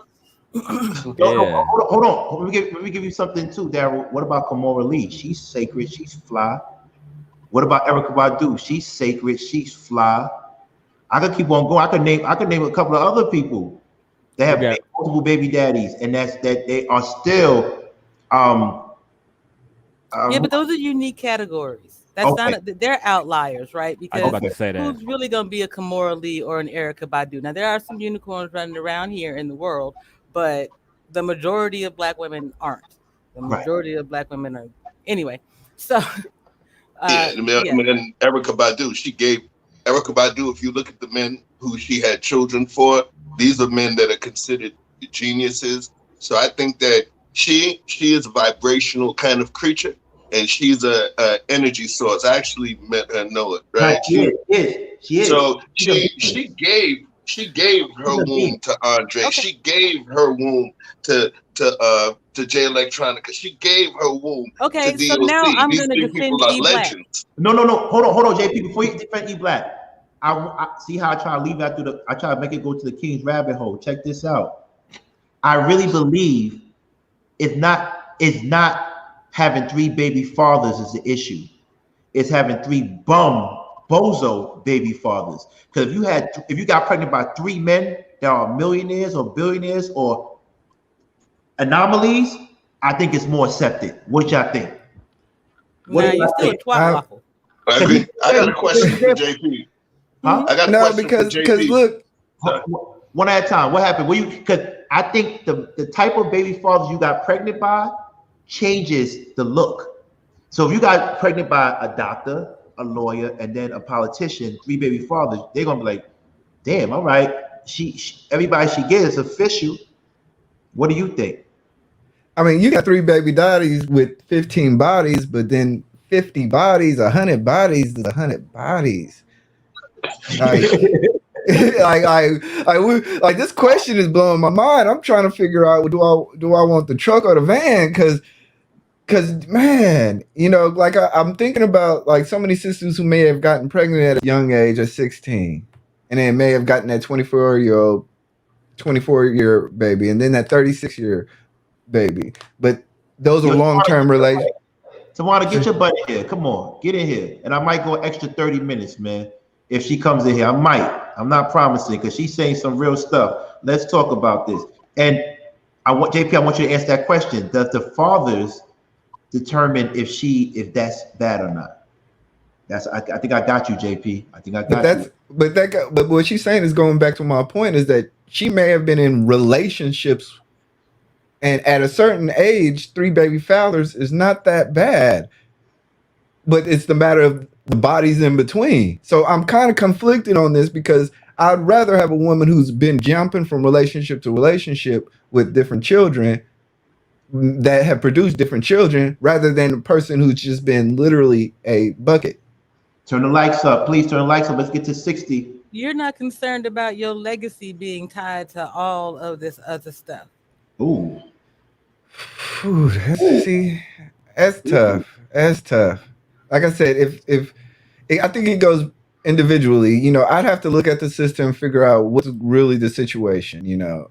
Like there's different types of women. There's women, like I said, who probably have gone from relationship to relationship and produced children out of those relationships. But then there's women who just literally went from one night stand, got a baby, to another one night stand, got a baby, to another one night stand, got a baby. Those are two different types of women. Turn the lights up, please. Turn the lights up. Hold on, turn it up. Let me get this is crazy. We have 48. Let me get 50, man. 55. Before we go on, man. We gotta. Yeah, we need 1 like. Come on, we need more likes. This is a good topic. JP came in and turned it up. We turn up the questions right now. Please get it up. Get it up. Turn the lights up. That's our flower right there. Respect her. Hello. Turn the lights up. I need 55 right now. Yes, it's really only 7 likes. Give me 7 likes. Tell me when y'all see 7 likes. So, because we just run out of time right now. And we got some more topics to talk about. It's gonna get real. Me too. I'm supposed to be live in 30 minutes. Yeah. So we gonna end in 30 minutes. We're gonna end right now. I need 7 likes. What we doing? What we doing? We got the 7 likes. Let me know. Thumbs up, thumbs down. Engagement is engagement. Let's get it. Indeed. That's it. Hit me up. JP, I really like your opinion. I love your thinking All process. right, we got 51. Thank you, Maricela. So that's the question for you. What we talking about, JP? If she has 3 baby daddies, one is Elon Musk, the other one is a neurosurgeon at what's that school in DC that's known? John Hopkins, and another one is a lawyer that works for one of the top finance organizations, BlackRock. It implies that she's difficult and still a problem. She wouldn't be on my bucket list of women to sleep with. Ooh, damn, you don't hold back. Why? Because I'll tell you my truth. My truth is that I am a mother of 3 sons. I had 1 husband, but we were swingers for 8 years. Wow. That's dope. I'm thinking, can I embrace that life? That's another. He couldn't. Yeah, I think I gotta work. We gotta talk about that next year. We're gonna talk about. I gotta figure out how to juggle that. King JP just flipped your rabbit hole on you. Yeah. Like, he was like, oh, she just rabbit hole. Mika says more children with baby daddies can cause resentment between siblings if one father isn't active, etc. I was blessed in that case too. My father is actually my stepfather. My mother had my older sister. She was pregnant with me when they got together, and then they married and had my younger sister. But he raised all 3 of us as his daughters. We only ever called him daddy. So my life has truly been a blessing, y'all. I'll tell you about it. I do it all the time on my channel. You should come. Yeah, listen, after this, y'all gotta go to her channel. Please do that. I'm talking about y'all. Mm-hmm. Yeah, everybody go to her channel. I might be out, but I want to definitely touch the replay. I'm going to follow your page too. As soon as I get, I promise you, I'm going to follow your page. I'm going on JP page tonight. Yeah, I'm gonna be on JP page tonight after we talk about everything that's going on with the Lapeef network. Whoa. Drop the link. Drop the StreamYard for Tawana. Okay. Yeah. Can you put your thing in so we could post it up, please? Yes. Thank you. JP, the inspiring matriarch. Yes. I'm gonna drop the link to the stream to the thing tonight in the back. Right. Can you could put something so we could put your page so we could post it up? Is that possible? Thank you.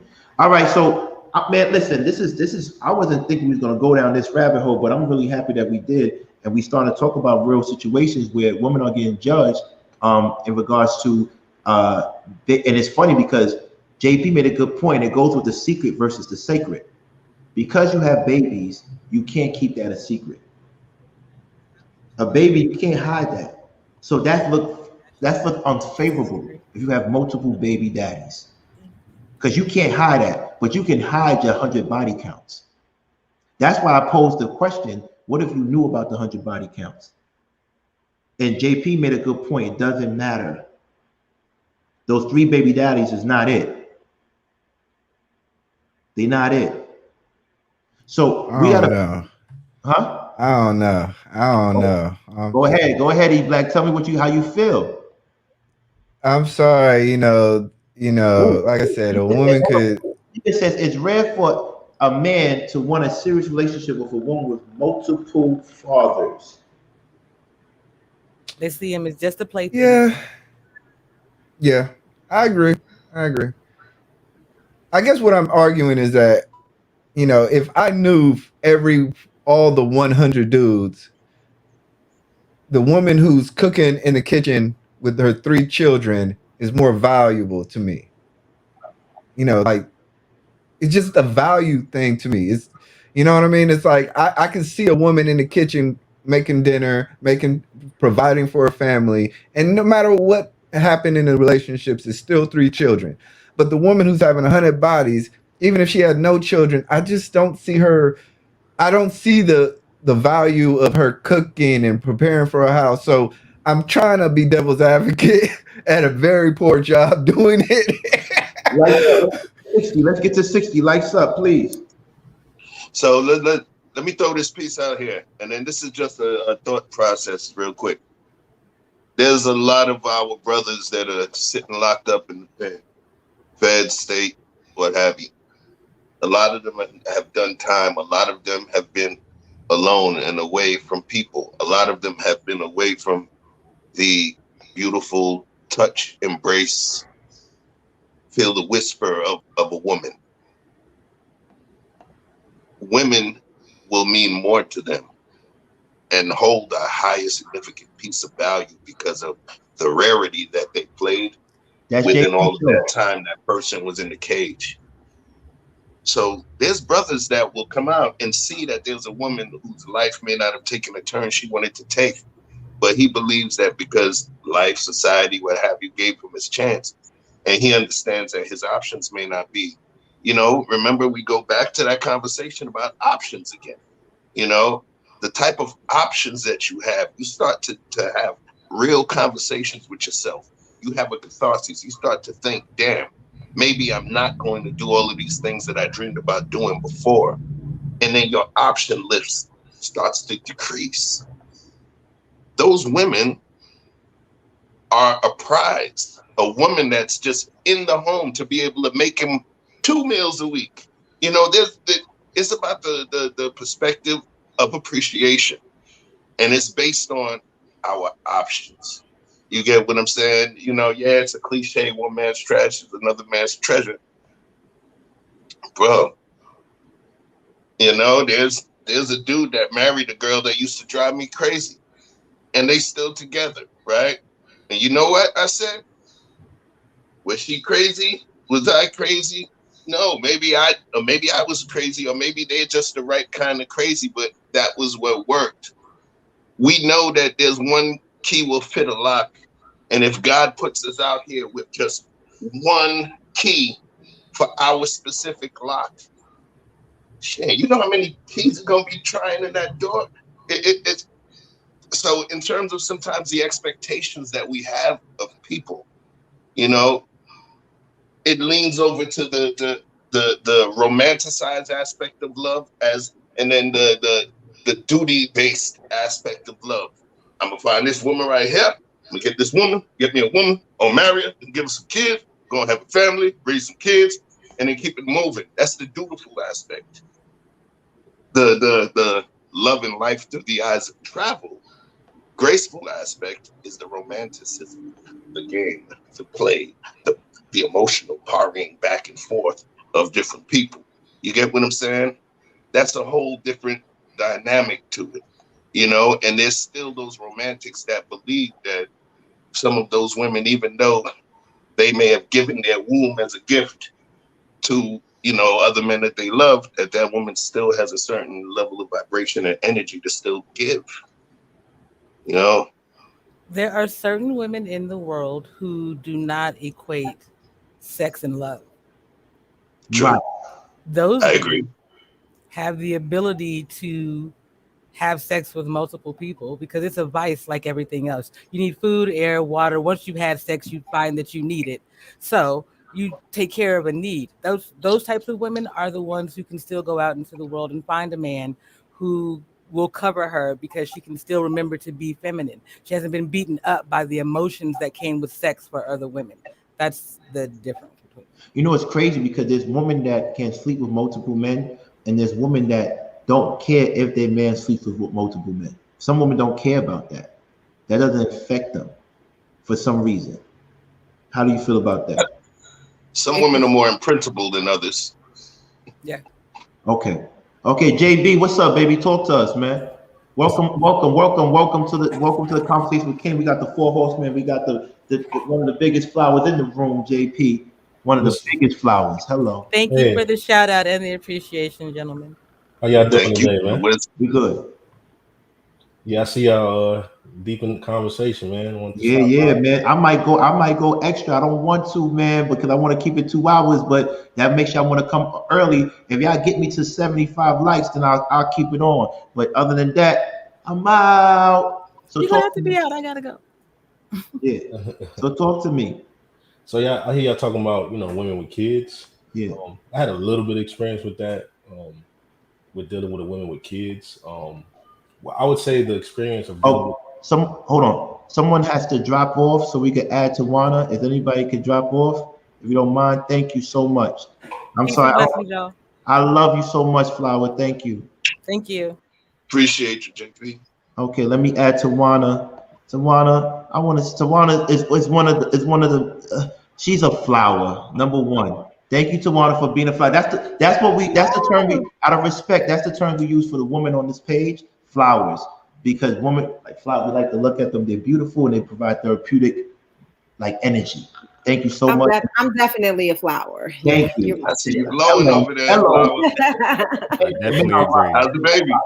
And the men are rock. She's So we good. She's 3 months. Oh my goodness. Oh my God. Congratulations. Thank you. Congratulations. Thank you, guys. Thank you. Yeah, so JB, my bad, brother. I apologize for cutting you off. Forgive me. No, I was saying like I dealt with a woman with kids before. Right. I would say the part of the kids, she had 2 daughters. One was 4, the other one was 9. They were like really good kids. You know, we would go out, I'll buy them stuff, I'll play with them, watch them outside, play. But as far as like her having 2 baby daddies and them, you know, kind of like it's almost like they feel a certain kind of way now that there's another person in the picture, and it just feels like there's just too much drama, there's too much going on with all that. And for me, not having any children, it would just be like a bad deal all around. Oh wow.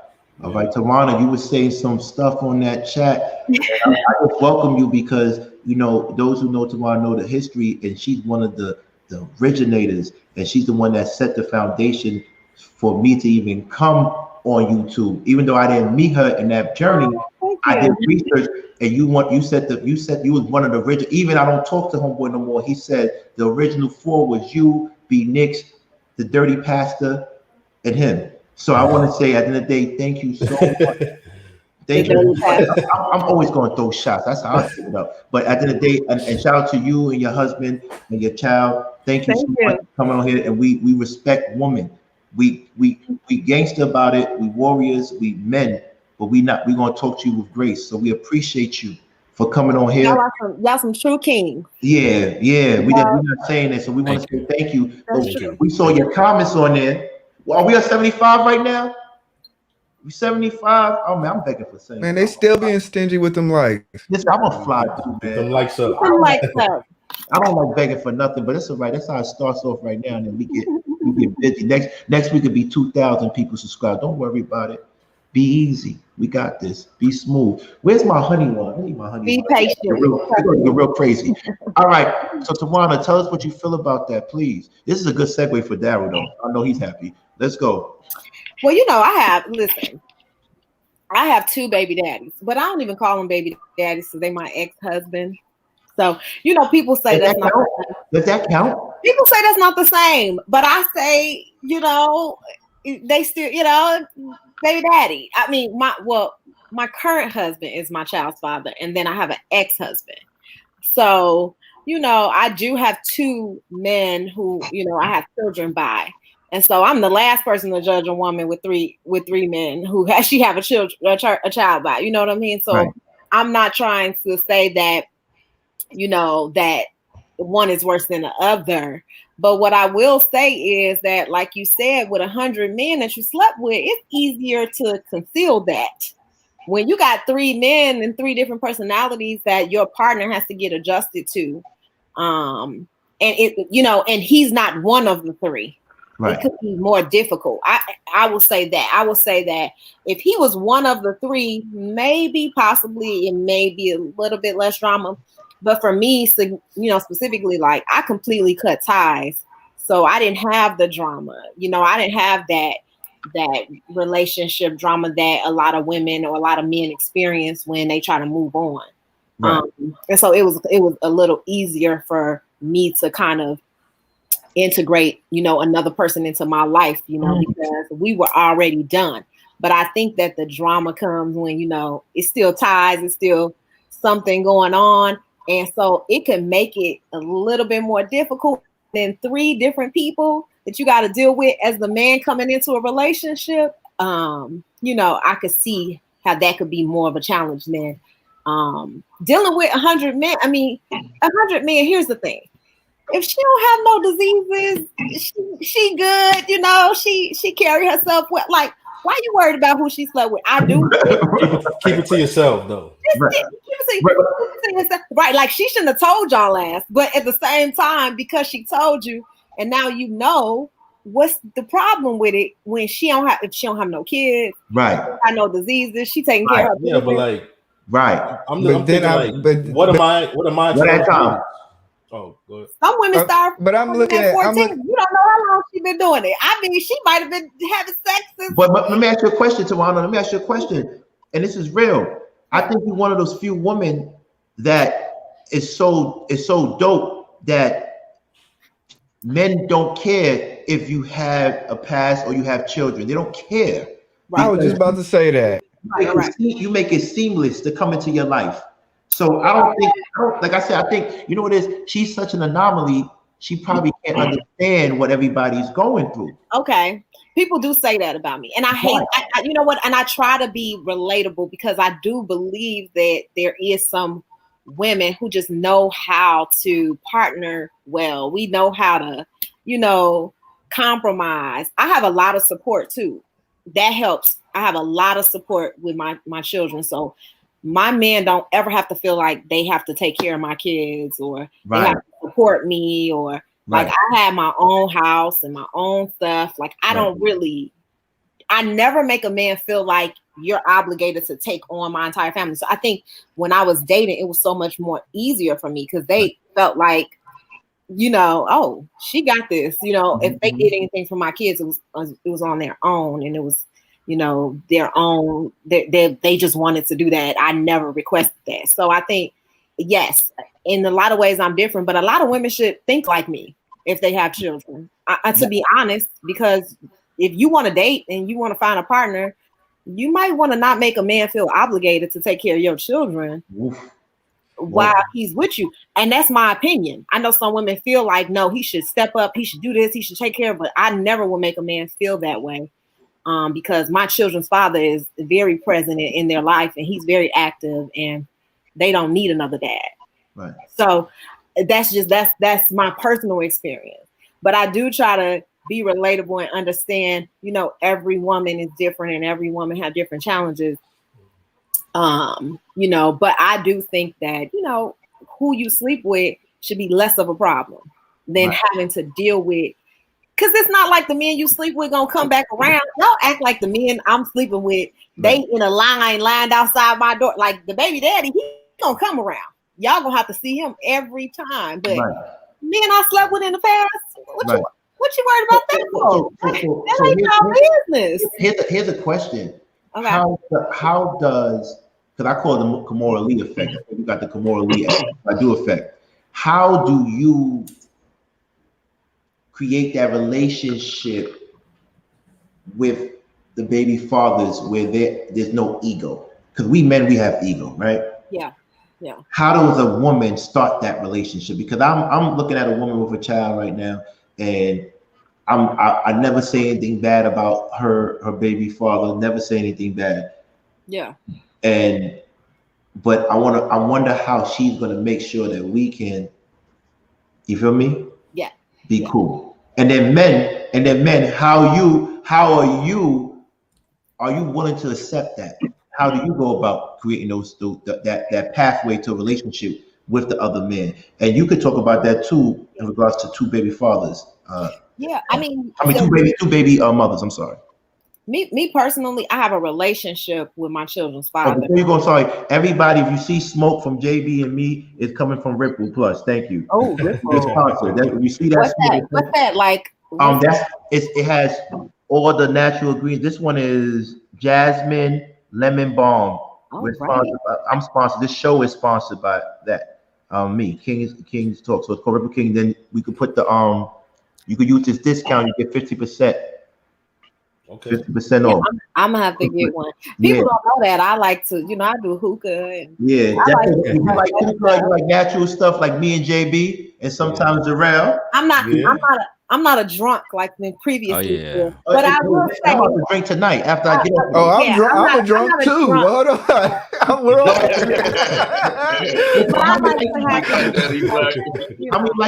We all get down. That's right. Yeah, wait, so how many likes we got? And can you tell us how you get? I see 45 likes. How many? 45. 45 likes. Somebody told me 55. What's going on? I can't see. Let me see. Yeah. I see 45 people. I don't see the likes. You might want to not make a man. Oh, I'm sorry, y'all. All right. So this is what we're gonna do. Can you tell me how you start the relationship? And Darrel, how do you create that relationship between the baby mothers? So y'all like one unit. Let me be honest on some real shit, bro. If you're not genuine, if you're not honest, if you can't communicate, if you got insecurities that has grown and taken, has created a fucking shelter within you, and you haven't dealt with that through therapy, you're not gonna be able to build it. It's impossible. Right. You need to I can say it easy and say you gotta be able to strap your nuts on and be honest with a woman and say, like I said earlier, if I was courting Tawana, I said, Tawana, I have this going on, I got that going on. Can you accept it? Because it gives her a fair opportunity to know, can she even, deal with this? Is this something that she can't prepare for? And how the fuck can she prepare for if I'm lying to her, telling her that it's something else? Right? Yeah. She preparing to be with a nigga who ain't got no kids or something else, but that's not me. She preparing to be with somebody else that's why I don't do that lying shit.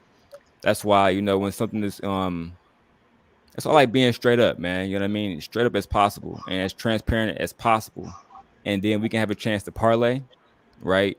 We get everything that I want to get off my chest and how you want to be treated, your standards get off your chest.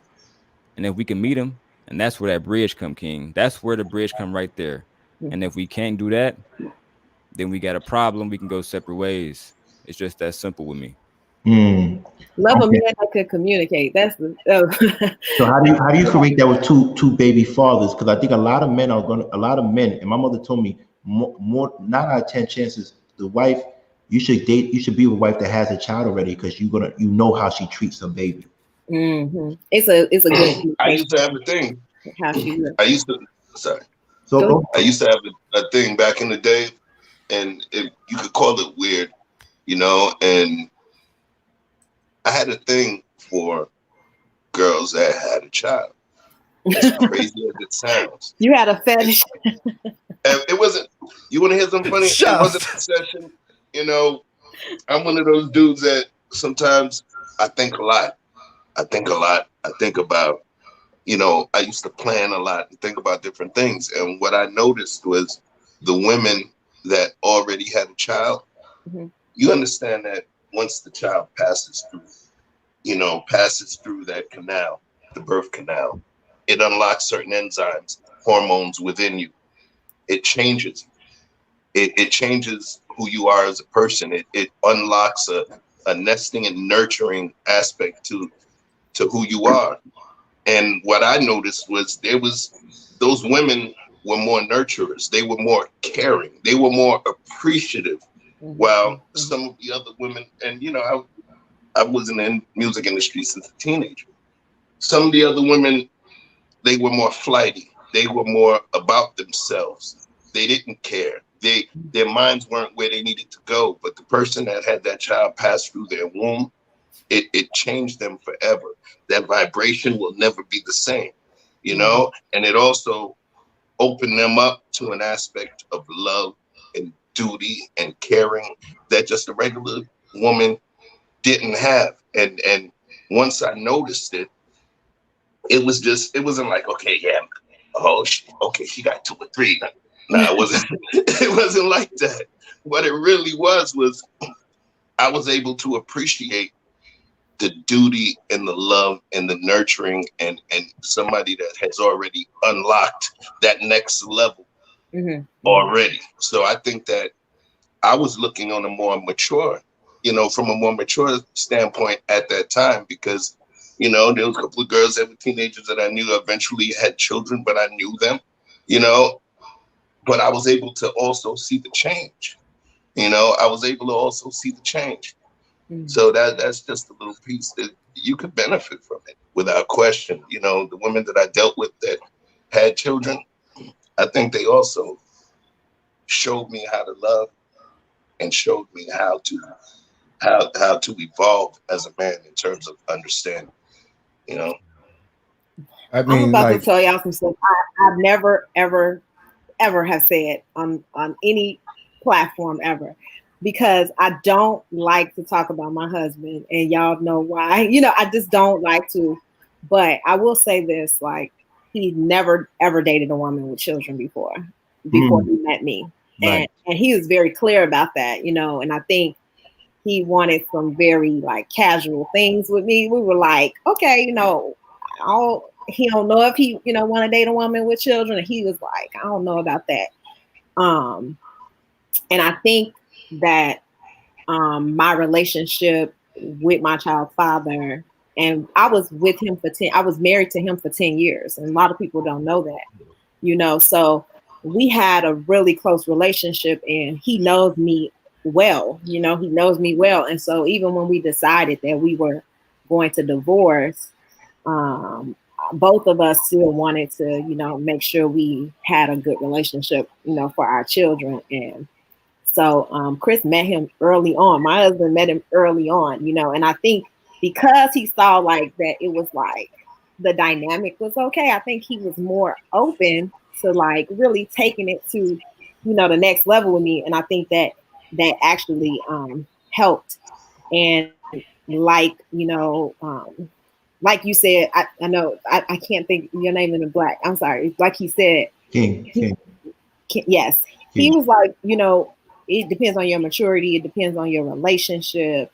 And if you're able to have a healthy relationship with, someone that you have a child's father with. Like if you have 3 toxic relationships with all 3 men, then that kind of speaks to you, right? As a woman. I mean, I'm not saying that one of them aren't, you might have a problem with, and et cetera, but if all 3 of them you have a terrible relationship, then that could say a lot about you as, a person in general. Yeah.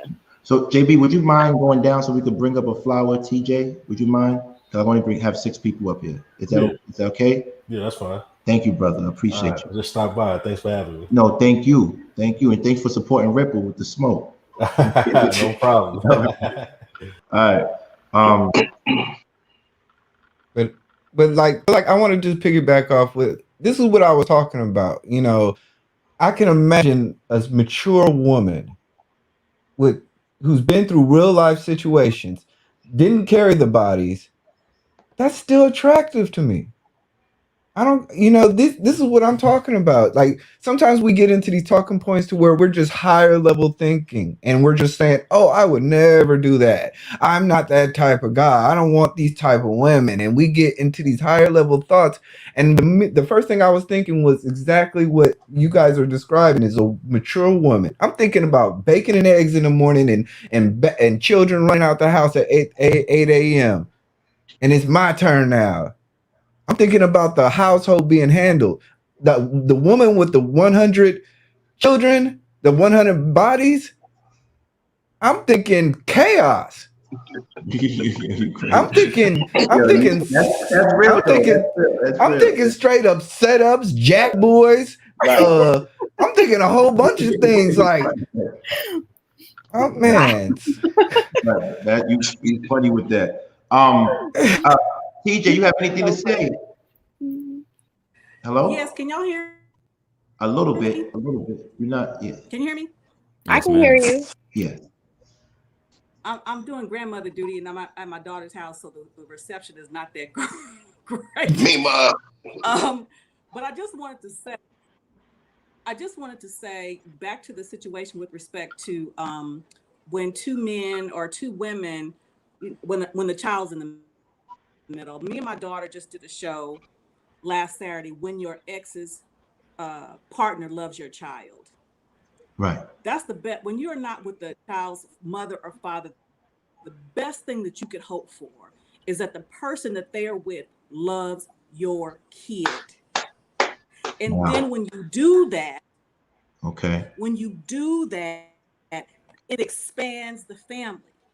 What you do, to Darrel's point, though, you have to have real conversations with all parties involved. Because the example that I used is that when my ex-husband's girlfriend, at first I said I didn't like her. Well, the reason why I didn't like her is because what he was telling her about me.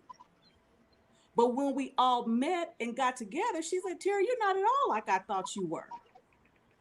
I ended up loving her. So even when my ex-husband and her broke up, she could still have access to my kid.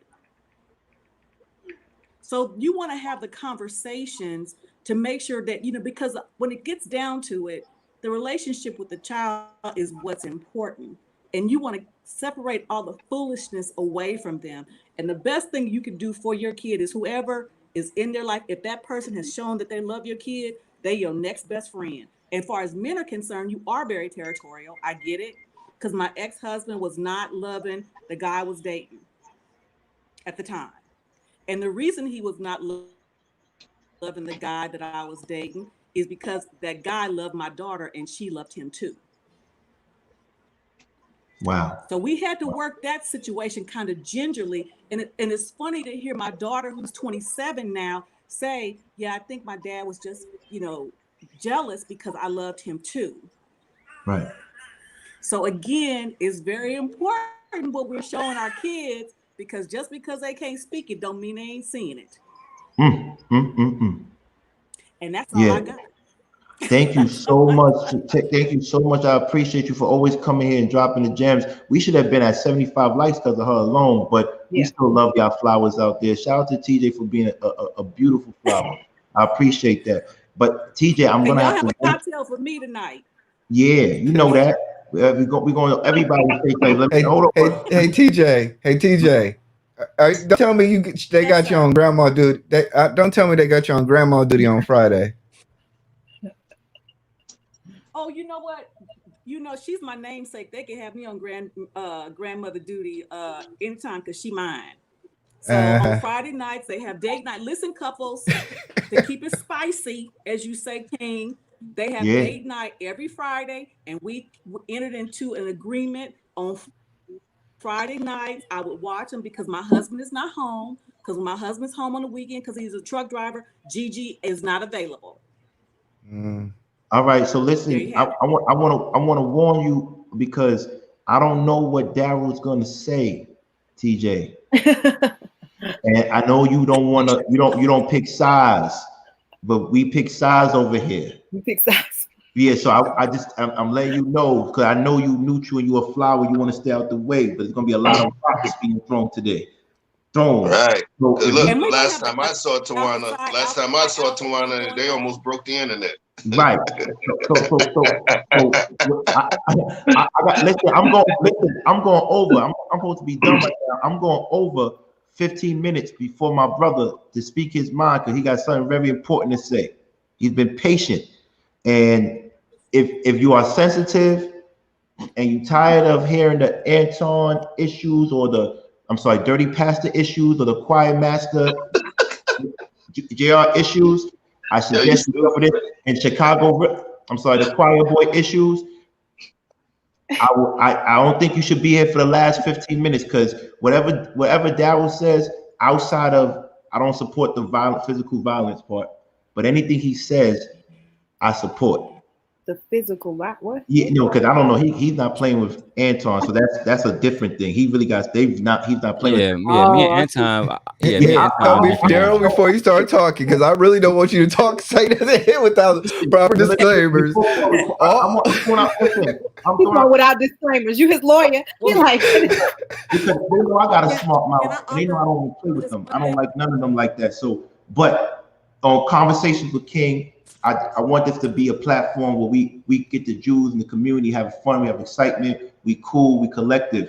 But if the any of the four horsemen has to say anything, or they feel attacked, it's all out. Yesterday, someone said something to one of the four horsemen, and I came back and I said what I needed to say. Fuck Rilla. and I stand on that. I don't care if E Black and Darrel forgives him. Fuck him. And I stand on that because at the end of the day, don't open your mouth about anybody because you're not like that on social media. I don't know about physical. I'm on probation. I don't want no problems. I really get busy, so I don't want no problems. You feel me? So I don't want any problems. Can I say one thing? Yes. You can always say, you have the floor. You can say anything. Darrel, honey, can you hear me? Darrel, honey? Yes, ma'am. I'm just going to ask you to consider this. I understand your bone of contention, but I'm just going to ask you, when it comes to his wife, has she done anything to you, babe? And if she hasn't, wives and children should be left out of the mess. Yes. Well, he don't do that. Oh, I'm sorry. Hold on. We gotta let me mute. Let me mute, and I'm a stop. Hold on. Tawana, please, just let her get off. You're gonna go. It's a reason why it's. Oh, I see what the universe brought you here, because I didn't know you was coming here today. Now, so this is not planned. Now, if she did something to you, that's one thing. But again, because people can come for me all day long. Right. Truly. I mean, all day long, because I step on people's toes. But the moment you cross the line and come for mine, now your ass is mine. Right. But so that's all I'm saying. But if she's done something to you, babe, do what you need to do.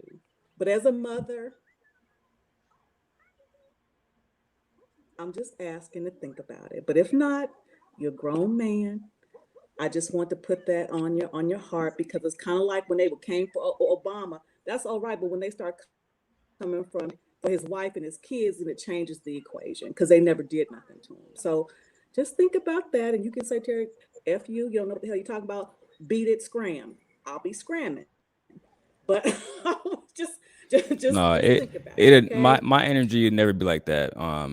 Miss TJ, my energy is always reciprocated. Let me make that clear first of all. So if I'm getting knowledge from an OG, like the only reason why I even turned down in the first place is because JP hit me up and Brother Clarence out there in Compton. So and Anton was on that show that day. And to Tawana point, he bring up people children and bring up people husbands, and TJ, I dropped the video today. Anton said he knew where I lived at. He knew he could, find me and destroy me. He know my family. He's not coming to your crib, man. You know that. But King, with all due respect, it's not about what I know and what I don't know. I don't think I hear is a grown ass man saying something out of his lips. So that's what I know. Everything else we can speculate about. You know what I mean? So Miss TJ, to your request, however, I can oblige with that. I can leave Sharita out of it. You got my word. Thank you, Flower. Sweetheart. Thank you, Flower. Thank you for setting the tone. I appreciate that. That's why women are important. That's why women are important. That's why we're here. Tawana, before he goes.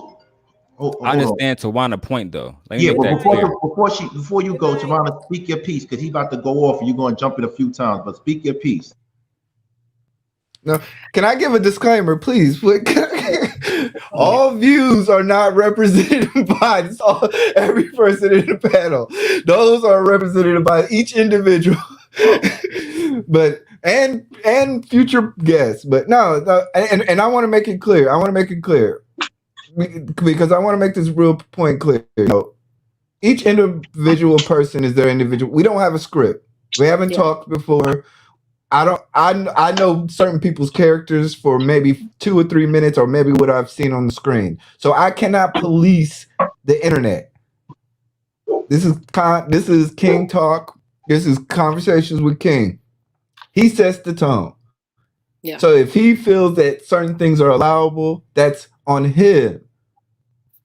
It doesn't mean I'm not ducking smoke or anybody's ducking smoke, but we don't want to get confused when people come up and then certain conversations come up and crossfires get hit, and then now you're blocking people. Google Prime blocking people. You get what I'm saying? So I just want to make sure that, because this is not the streets. This YouTube is not the streets. YouTube is not the set, is not the hood. It is a place of business, and we should act like a business. You got Tommy Hilfiger right next to Ralph Lauren, right next to Lacrosse. Darrel, you silly. Yeah. So, I just want to make you're muted. I can hear you. I can't hear you. I smacked the shit out of him. And when he was talking crazy about you and all that dumb shit, and when I say smack, I mean social media, because I'm on probation. I'm not talking about physically. Thank you very much. But at the end of the day, he was talking crazy about who? EBlack. Oh. And EBlack had nothing to do with the conversation. He didn't say anything about Chicago Gorilla. Or me, Chef, came up there last night after we had a lovely show, a peaceful show. And we said he did not say anything. The only reason why EBlack couldn't come on because he was busy, and the other reason why Darrel couldn't come on because Darrel was actually handling a real official business to make sure we could get everything straightened out today. Oh yeah, because you can't talk about the 4 horsemen and not get approached. Because I told Chicago yesterday, you're never going to get your own show. You don't have a personality. They don't really like you up there. You just want to get your own show, so you're trying to kiss up to Anton, and that's cool. We get it. But don't press EBlack like that, because he had nothing to do with it. Press us. Press me. You could come onto my show and I will let you talk. And I will show you why you are just a pawn. You are the person that goes and gets weed for your pastor. You are the doja. You're not somebody that I'm going to respect. And it's cool. You want to get a couple of checks from him? Cool. But he doesn't control me. I make my own way. I came back home I went to Columbia University, Boston College, traveled the world, went to the feds, came back, and I'm living better than ever. So you can't tell me anything. I come from legacy. Anton says, oh, you never got it from the mud. Anton, the only way for Black people to be wealthy is to have generational wealth. Why would I not accept my father's building? Right. That doesn't make sense. We have to stop trusting people with pink robes that never went to Italy but bought Versace. It doesn't make sense to me. You buying stuff you never been to the country with me. So I don't want to talk about this no more. Hopefully today's the last day, because we're gonna go on some peaceful stuff today. But we dropped the white flags yesterday. Anytime they say anything about us, I'm bombing them. And I don't have to have a lot of subscribers, because in real life, I'm really the shit. Like for real. For real, I'm really the shit in real life. And I don't even brag about that, but I'm bragging about it today. There's no way in the world that he can compare to me. And he got mad at me because he said, and it was really Darrel for. Darrel said something about his wife was disrespectful. But I asked a question in regards to, because she married her at an early age. I said, what options? I've never wanted to talk about his wife. I have respect. I had an opinionated statement. Right. That was based on right. You got my an opinionated statement, but I said something in order to make sure, like, you know what? I don't disrespect women. If you could tell by me, I'm a protector. I don't disrespect women. I don't know his wife. I never saw his wife before, and I want the best for his wife and his children. But to create that narrative to get me off the thing is because you had the lead attorney talk about me for 70% of his show. Right. And you have my own people go against. It's cool, because if you know me, you know I'm a good dude, but I don't take shit. And every time, I'm the only one that challenged Anton. Ever since I got on that stage, everything he said, I challenged him. Every single thing. Because listen, I'm African and I'm from Brooklyn. I know scammers when I see them. You're from Brooklyn. And I know scammers. Can I say something? Yeah, go ahead. Let me say this. When I left that show, and I did resign, I have not watched it at all since I've left it. And that was, like, y'all know when I left it, that day that I had the confrontation, I left the group, I left the show, and I unfollowed everyone, and I stopped communicating on every level. So I will say that I have no idea what y'all talking about, because I don't know anything about the dynamic of the show. I don't know, like, what's going on, who they've been, that's crazy, because it's crazy how you came up here, because I was like, that's crazy. So I will say that the things that I've heard that they've said about me on the show was all hearsay. Like I haven't heard it myself. It was all communicated to me like, hey, Tawana, they said this about you. They said this about you. So that's that. I just want to let y'all know that like I disconnected completely. I don't watch them. I still won't watch them. I don't support them at all. And I don't support I'm glad you disconnected. Yeah. I gotta tell you, I'm glad you disconnected. I don't support that show. You know, so I want to be honest. At the end of the day, it is what it is. I don't want to talk about. You would never get disrespected on my stage. Of course. Any man that's a part of Four Horsemen, we do not disrespect women. We let them know how we feel, but we're not going to disrespect you. And if that's your husband, that's our brother. That's how we. And I want to clear something up because I would never disrespect men, and I have the utmost respect for men. And so for me to even be on a show where my character was like totally different than who I am in person and who people see me as, like, it made me aware. It made me think differently about everything. But I will say this, that Chicago Rilla, like, I love him. I'm sorry. I know that there's some issues, so I want to make no issues. Ain't no issues. Ain't no issues because we're not making some issues. No, it's not no issues. That's my boy. You know, Tawana, and I respect that. You know, Tawana, it's getting spicy in here, man. It's getting real spicy. Tawana, I'm gonna be real with you. It's no issues. It's no issues with him. Okay. I'm never gonna see him in real life. We're never gonna even meet to clash like that. So hold on, let me finish. So with that being said, hold on. Hello? Now Rilla, you know, Rilla, I'll be honest with you. I think, look, first of all, let me say this about Rilla. To me, I'm confused that y'all couldn't clear this up, because he always seems like he comes from a position of being able to Rilla this morning. Yeah, I don't ever see him being like confrontational to the point where he can't resolve something, or y'all can't agree to disagree and get past it. I talked to Rilla right before I came on the show, actually, but he got a message for King and Chef, but I'll wait for it. Yeah, can I say one thing? So I'm going to be honest with you. I already talked to Ant. There's nothing to talk about. I don't have issues with Anton, but I have the freedom of speech to say anything I want to about him. Okay. Because we on this. As for anybody, it's just, for me, it's just social media. No one wants that smoke at all. All right. Right. So I don't want no idle threats. He said idle threats. He talked about everything. I don't care about that. It's social media. Let's take the emotions and ego out of it. You see a person like me with my peoples, you don't want us to have any market share. So you're doing everything to blackball me so I don't get a piece of your market share. You don't want me to eat, cool. Then I'm gonna do it as what I do in real life. And when I was in the feds, I bully. so and in the feds, I wasn't even like that bully, but I was a troublemaker. Okay. But in real life, I'm going to take mines. Period. So I don't want no problems with him. We got Chef, he's all about love. He corrects them. He makes it out of love. He does that. So Chef is cool. You got E-Black, he don't want nothing to do with it. I don't force people to pick sides. I don't. If you like Anton, you like Anton. If you like Gorilla. But Gorilla, stop pressing people. Because I know what's up with you, Gorilla, because they're never going to give you Chicago guerrilla warfare. They're not going to give you that show, and that show is not going to pop. Your personality doesn't do that. So he's not a bad person. He has a good heart. So if you have a good heart, have a good heart.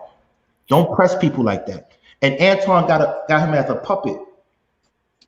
Anyway, bottom line is this: he's a grown man. I don't talk about those people. No. Listen. Bottom line of this: I watch clips of him disrespecting people's fiancés, lovers, husbands, and then when people do it to him, he don't like it.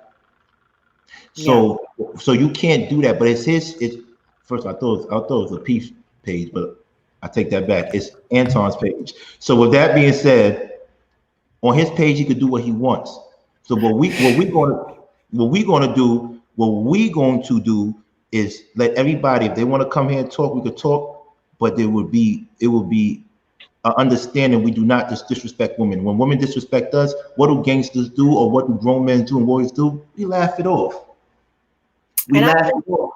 I know all of you guys was like watching when I was a part of the show, and you know that whole thing and how it just spiraled and went out of control. It was a setup. It was obviously things that happened in the back that you guys don't, know about. And one day I will definitely talk about. But I will say this, and I mean it 100%, that the things that were said about me are like 100% false. Like 100% false. If there's any indication that I had any feelings for anybody on that panel, like relate, like in a romantic way, that's a total fabrication. Like never gave them any indication that I was interested in them in any way.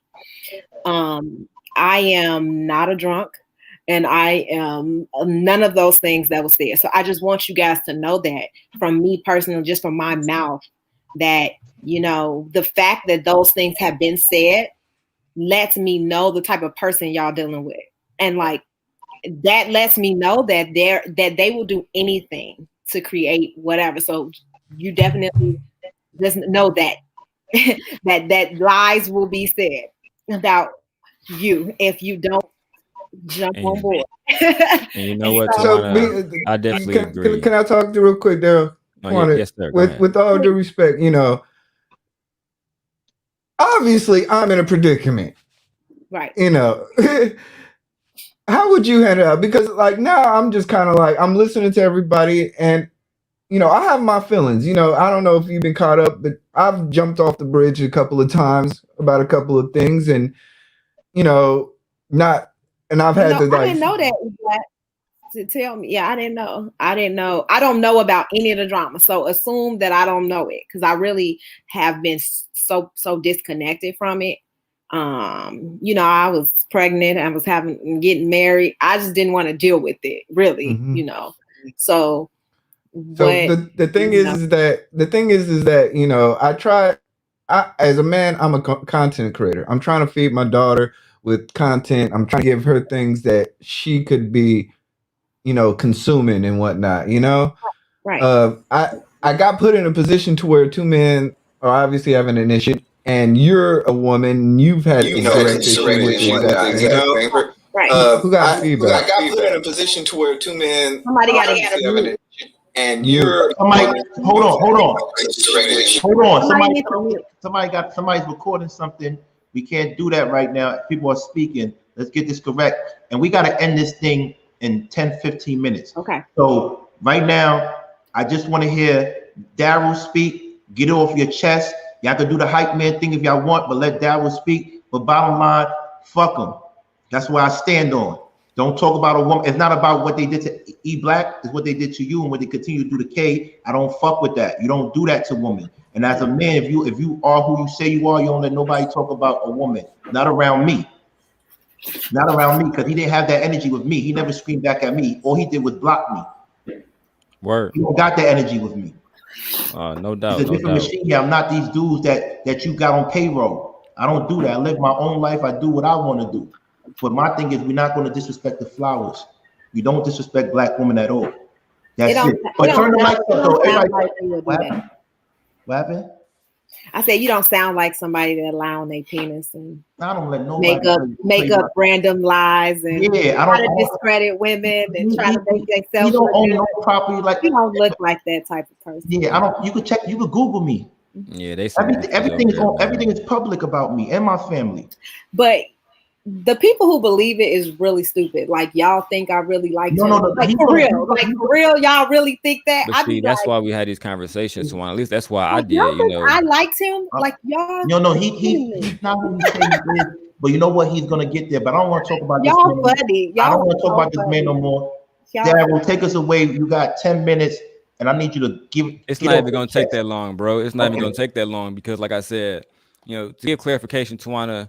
The reason why TJ asked me not to go off on Anton wife is because I've been going off on Anton and everybody that he covets. You know what I mean? If you feel like that's like if you Hitler wife, I don't got no love for you. You a op, right? And I'm so fair with my treatment, Tawana, that it make no sense that it even come to this. But to respect Lady TJ, that's the only time I'm gonna mention that woman tonight. So last night, Nice. everything that happened with Rilla, I just contacted Rilla when I woke up and I saw the messages. It was about 3 a.m. I couldn't wait it off. I had to let him know how I felt. He came on the show and he felt like and I cleared this up with Rilla. Let me preface this by saying this. I talked to Rilla twice today. I sent him the live stream. He got the links. He made it clear that, me and him have no problems. He wasn't talking about me. He was specifically talking about the comments that King had between King and Chef. He said he want to talk to King and Chef. He said he want to talk to y'all off stream. I'm gonna send y'all his personal numbers. I talk to him. You feel me? And the reason why I did it because I don't like confusion. I don't like knowing who a op and who not a op, especially in the Black community. You know what I mean? So for me, everything is about just respect. Okay. Go around saying that EBlack is a hoe ass nigga for coming on and having conversations. And like I told him, if he had just said shout out to EBlackTV, cool. But shout out to the 4 Horsemen. And that was something that, like Chef said, we didn't even come into it thinking that's something that happened on the fly.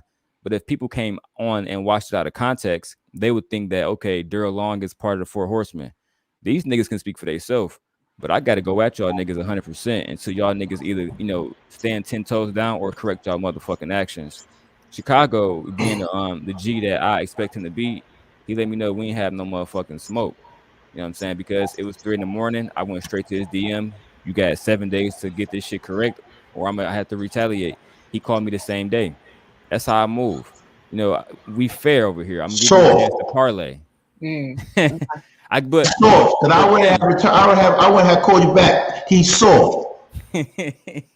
Hey, I gave him a chance to parlay because, like I said, man, I'm fair. You said what you said. Let me make sure I understand what you said. Make sure I understand the clarity. Yeah. Before I attacked you, right?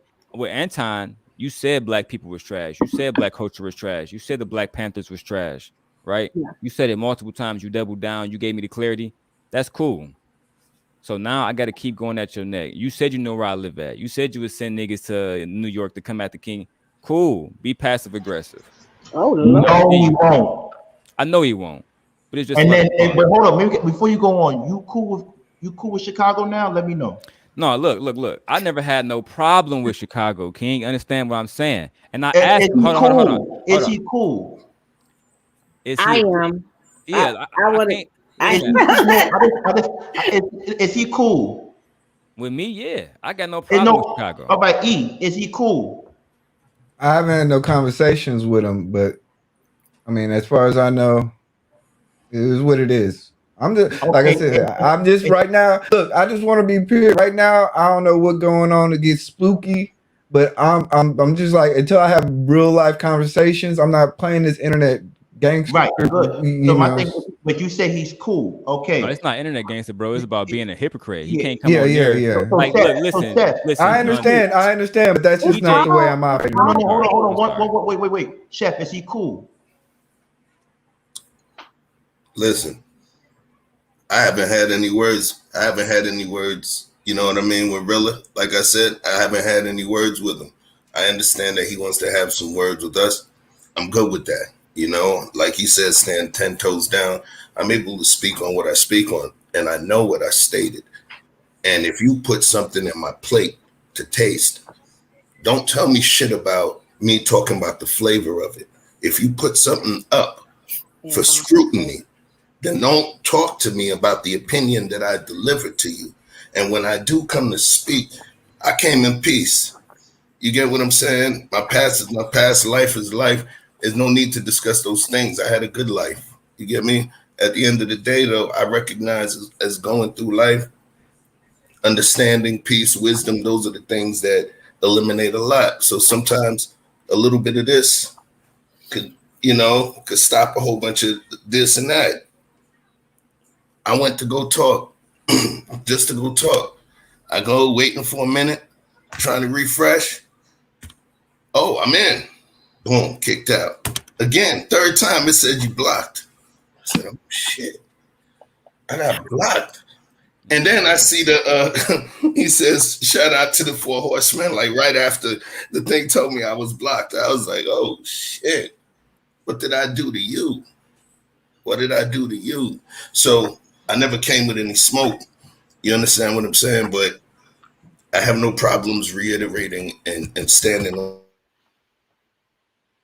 You mute. We can't hear you. Yeah, your audio went out a little bit. Yeah. Oh, my bad. Hit the mute button. Yeah. So, I got to switch to the laptop.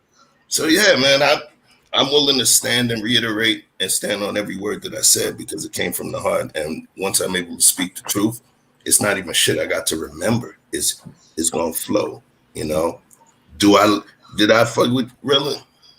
Hell yeah. He was definitely a welcome addition to the show. I've been on the show. When I say been on it, I've been onto the show for a long time. I was watching live the B Knicks, I'm gonna beat your ass episode, I was there for all of that, man.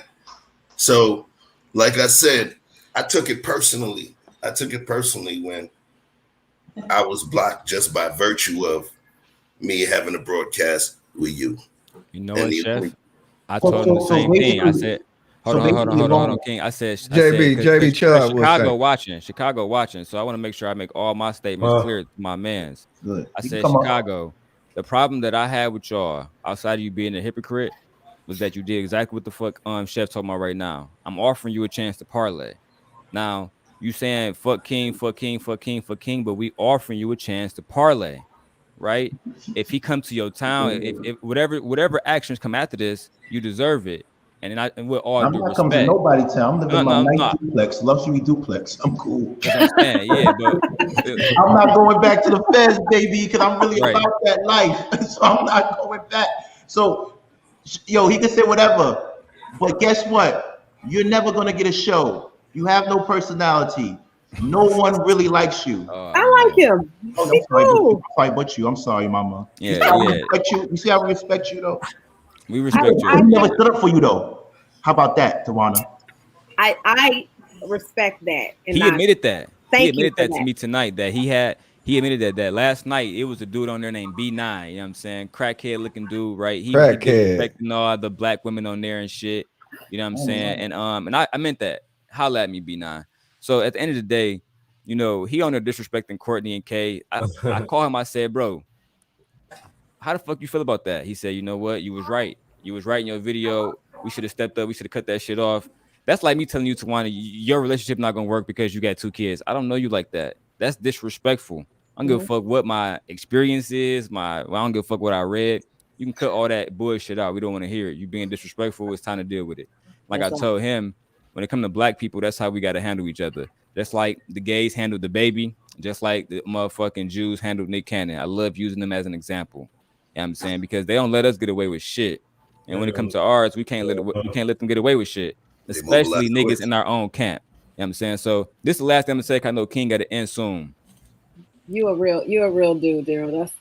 Let me tell y'all something.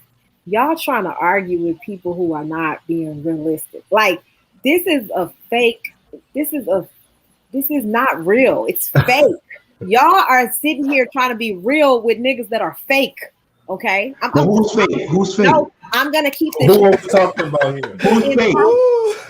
Who's fake? Let me keep this shit 100% real. Okay. They are fake as fuck. Who? Yeah. Anton. Yeah. JR. Yeah. Fake. And who? And every other nigga on that show. The three stooges. Rilla. No, besides Rilla. How are you not fake? Rilla is real as shit. Let me tell you why. He believes everything he's saying, and he wholeheartedly lives by what he says. So why he fucking with them? Because but at the same time, how could he fuck with me if he don't understand? He got his face on the logo, and he's telling me that I gotta be loyal. And I've been there, like make it make sense. Yo, he never stood up for the girls. I don't know all of those dynamics. I'm gonna tell y'all my experience with him is that I think he's being real. Oh, he's up here now. We bring him up now. I believe he's being real. So JB, you gotta go down. You gotta. Who I know to be fake is those dudes that people validate and people follow and people say he One don't. thing And people say they cool. They are fake. The one thing I give Chicago credit for is because he spoke to me and he didn't run from the parlay like Anton did. I don't got nothing to say about JR. You know what I mean? But Anton ran from the parlay after saying he knew where I lived at, and I took that as a disrespectful statement. You don't tell nobody you know where they live at. I just added Chicago because we got 10 minutes left. So please, I don't know why his thing is taking so I added him. I'm good. You go ahead, Adam, man. I'm good, baby. Shout out to Chicago. Like I said, if he's good with y'all, go ahead. No, King, I told him that I wanted y'all to parlay. I didn't even come to you about that. I said Chicago, I want y'all to parlay at least once. If y'all come to the parlay to say, nigga, I'm not parlaying, I'm cool with that. This shit fake. All of them fake. Oh wait, he's here right now. He can talk for himself. He can speak for himself. All right, here we go. Now he's off. What happened? He's off. He probably in traffic. You give him a sec. Nobody blocked him. Nobody removed him. This is what I'm talking about. Y'all messing up my evening. So can we reschedule this? Because let's reschedule. Yeah, because what happens is, like I said, if y'all cool with him, I stop talking about him. But guess what? Any man, if you fuck with where I'm from, if you fuck with clowns, you are a clown. I don't care if y'all like him. I love you, Flower, because I don't want to disrespect you. No, I don't take disrespect from that. Okay, I agree with that statement. If you fuck with a clowns and you fuck with certain type of peoples, then we can't be around each other. And I said what I said. Prove me wrong, because you're never going to get a show. I never said I want bodily harm on him. I never said anything about him or his. He was cool because he had to be cool with me. But the day that he didn't have to be cool with me, I saw his true colors. He said on the Leader Turtle show, I ride for my peoples. When they crash into the wall, you're going to be there too. But and the war what he said about you, you made a video the same exact night. You feel me? You responded immediately. That's all I want from him is just a fair response. He responded to you immediately, but you're not the one saying fuck you. That's what I'm saying. You can't respond to me about King. That's why I said, hey. He can't, because he won't. What he going to say? We're going to have a screaming match on the computer. What he going to say? I said to him, I gave him assignments. Get your own show. Get it popping. That's it. That's an assignment. I can't talk about him. I don't know him. Right. I don't know what he got. I don't know. But get your own show. Do your thing, and we can all be happy. I don't have to talk to him ever again. But he's not that dude. Right. And they're gonna and the people that he follow is playing him. I agree. And he's playing him. So what's gonna happen? So I'm gonna stop shooting at people, at him, because he's a good guy. So get away from the ops. Because you coming at me because I don't fuck with your man. So you op. That's it. I don't have whoever you aligned with is a representation of who. Listen, the day that he didn't protect you, I saw it with my own eyes. He didn't say, yo, stop talking to her like that. Or her husband, that's when I said, yo, you soft. So if you ever come up here try to act hard and talk about black community this, we got to protect our black women. And you let a man talk about, I know he's not. That's 100% on me. I'm a stupid, no, it's not on you. You know why it's not on you? It's not on you. You know why it's not on you? Because at the end of the day, don't say you this alpha male. Don't say you this and this and this, and you this and this and this. And he always come in, oh, this is Chicago. Chicago go, oh my God. I take 100%. No, Chicago goes, he goes, I'm learning so much from y'all. I'm becoming a better man. I'm becoming, man. You know what? King, I take ownership for participating in a show where people disrespected me. I take ownership in that. Listen, that should have been on me to say, you know what, you should receive a level of respect that you're not receiving, and that should have been me, right? No, I don't blame you. I don't blame you. That's how I feel. I'm not right, but he a man. He got to hold him accountable. Yeah, I got to hold him accountable. I can't do that to you. Him, I see how he move. He's passive aggressive. You're not fooling nobody. You the one that throw the rocks and hide your hands. I know what you do, Chicago. You really a nice guy. I'm really a nice guy. But the only thing between me and you is that I'm not gonna let nobody talk to a black woman like that. Not when I'm there. Well, I would love to get into that situation and why. Well, we're gonna have this talk, but it went down the way it went down. Yeah, like, we're gonna go, but when he's always welcome to come on stage. Okay. And he's always welcome to talk to us. We won't block him. We won't remove him, and we still gonna say fuck you. Yeah, I'm gonna talk to Rilla. I'm gonna say fuck you. Remember, they not even in this. I'm saying it because I gotta talk to Rilla because I don't want him to think I'm the what Rilla gonna say? fuck King because he implied about. He can't say nothing about me because guess what? There's mad footage of you saying I'm the man. There's mad. This is the thing. It's mad footage of Anton saying, "Yo, you the man." So you can't take that away. But there's no you can't footage. take that away. Once he said it, it's a stamp on it. Yeah, there's footage of me saying "fuck you." There's footage of me saying, "What the fuck are you talking about?" Darrel, you set me up today. You know what, Darrel? I'm about to get it. I've been wanting to have I gotta go though. But this is a good show. But no more of this. We're not going to talk about this because one thing Chef said, we got to keep this positive. And Tawana, you're always welcome. And I think Tawana, to be honest with you, yes, the biggest mistake you made, if you don't mind me telling you, go ahead. I would love to hear that. Is that you didn't branch off on your own because you got it. You got it. Yeah. You got it. What it takes. Well, that brings me to my next point. No, I will be launching my show very, very soon. Right. Thank you. 20,000 followers. Thank you. And her the name is Gems and Jewels. Thank you. Okay. Gems and Jewels. And I would love to have you fellas be a part of my show. We're definitely we're gonna get deep. We're gonna get deep. We definitely support and maybe we could have the Chicago Gorilla versus King on your show. And you could squash the beef. No, I can handle that. I got it. I'm here for that. I'm here for that. E-Black said he's doing it. E-Black said he's doing it. Oh, wow, you still have an idea? Come on. I'm ready to squash the beef right now. Let's do it. But let me say that. Tawana, say what's up to TYP. Tell him I said what's up. Next time you talk to him. I will. Tell him to holler at me though. That's my new show. You love all y'all. Love all y'all. Thank you. Thank you. Take care. Peace. Love. Peace.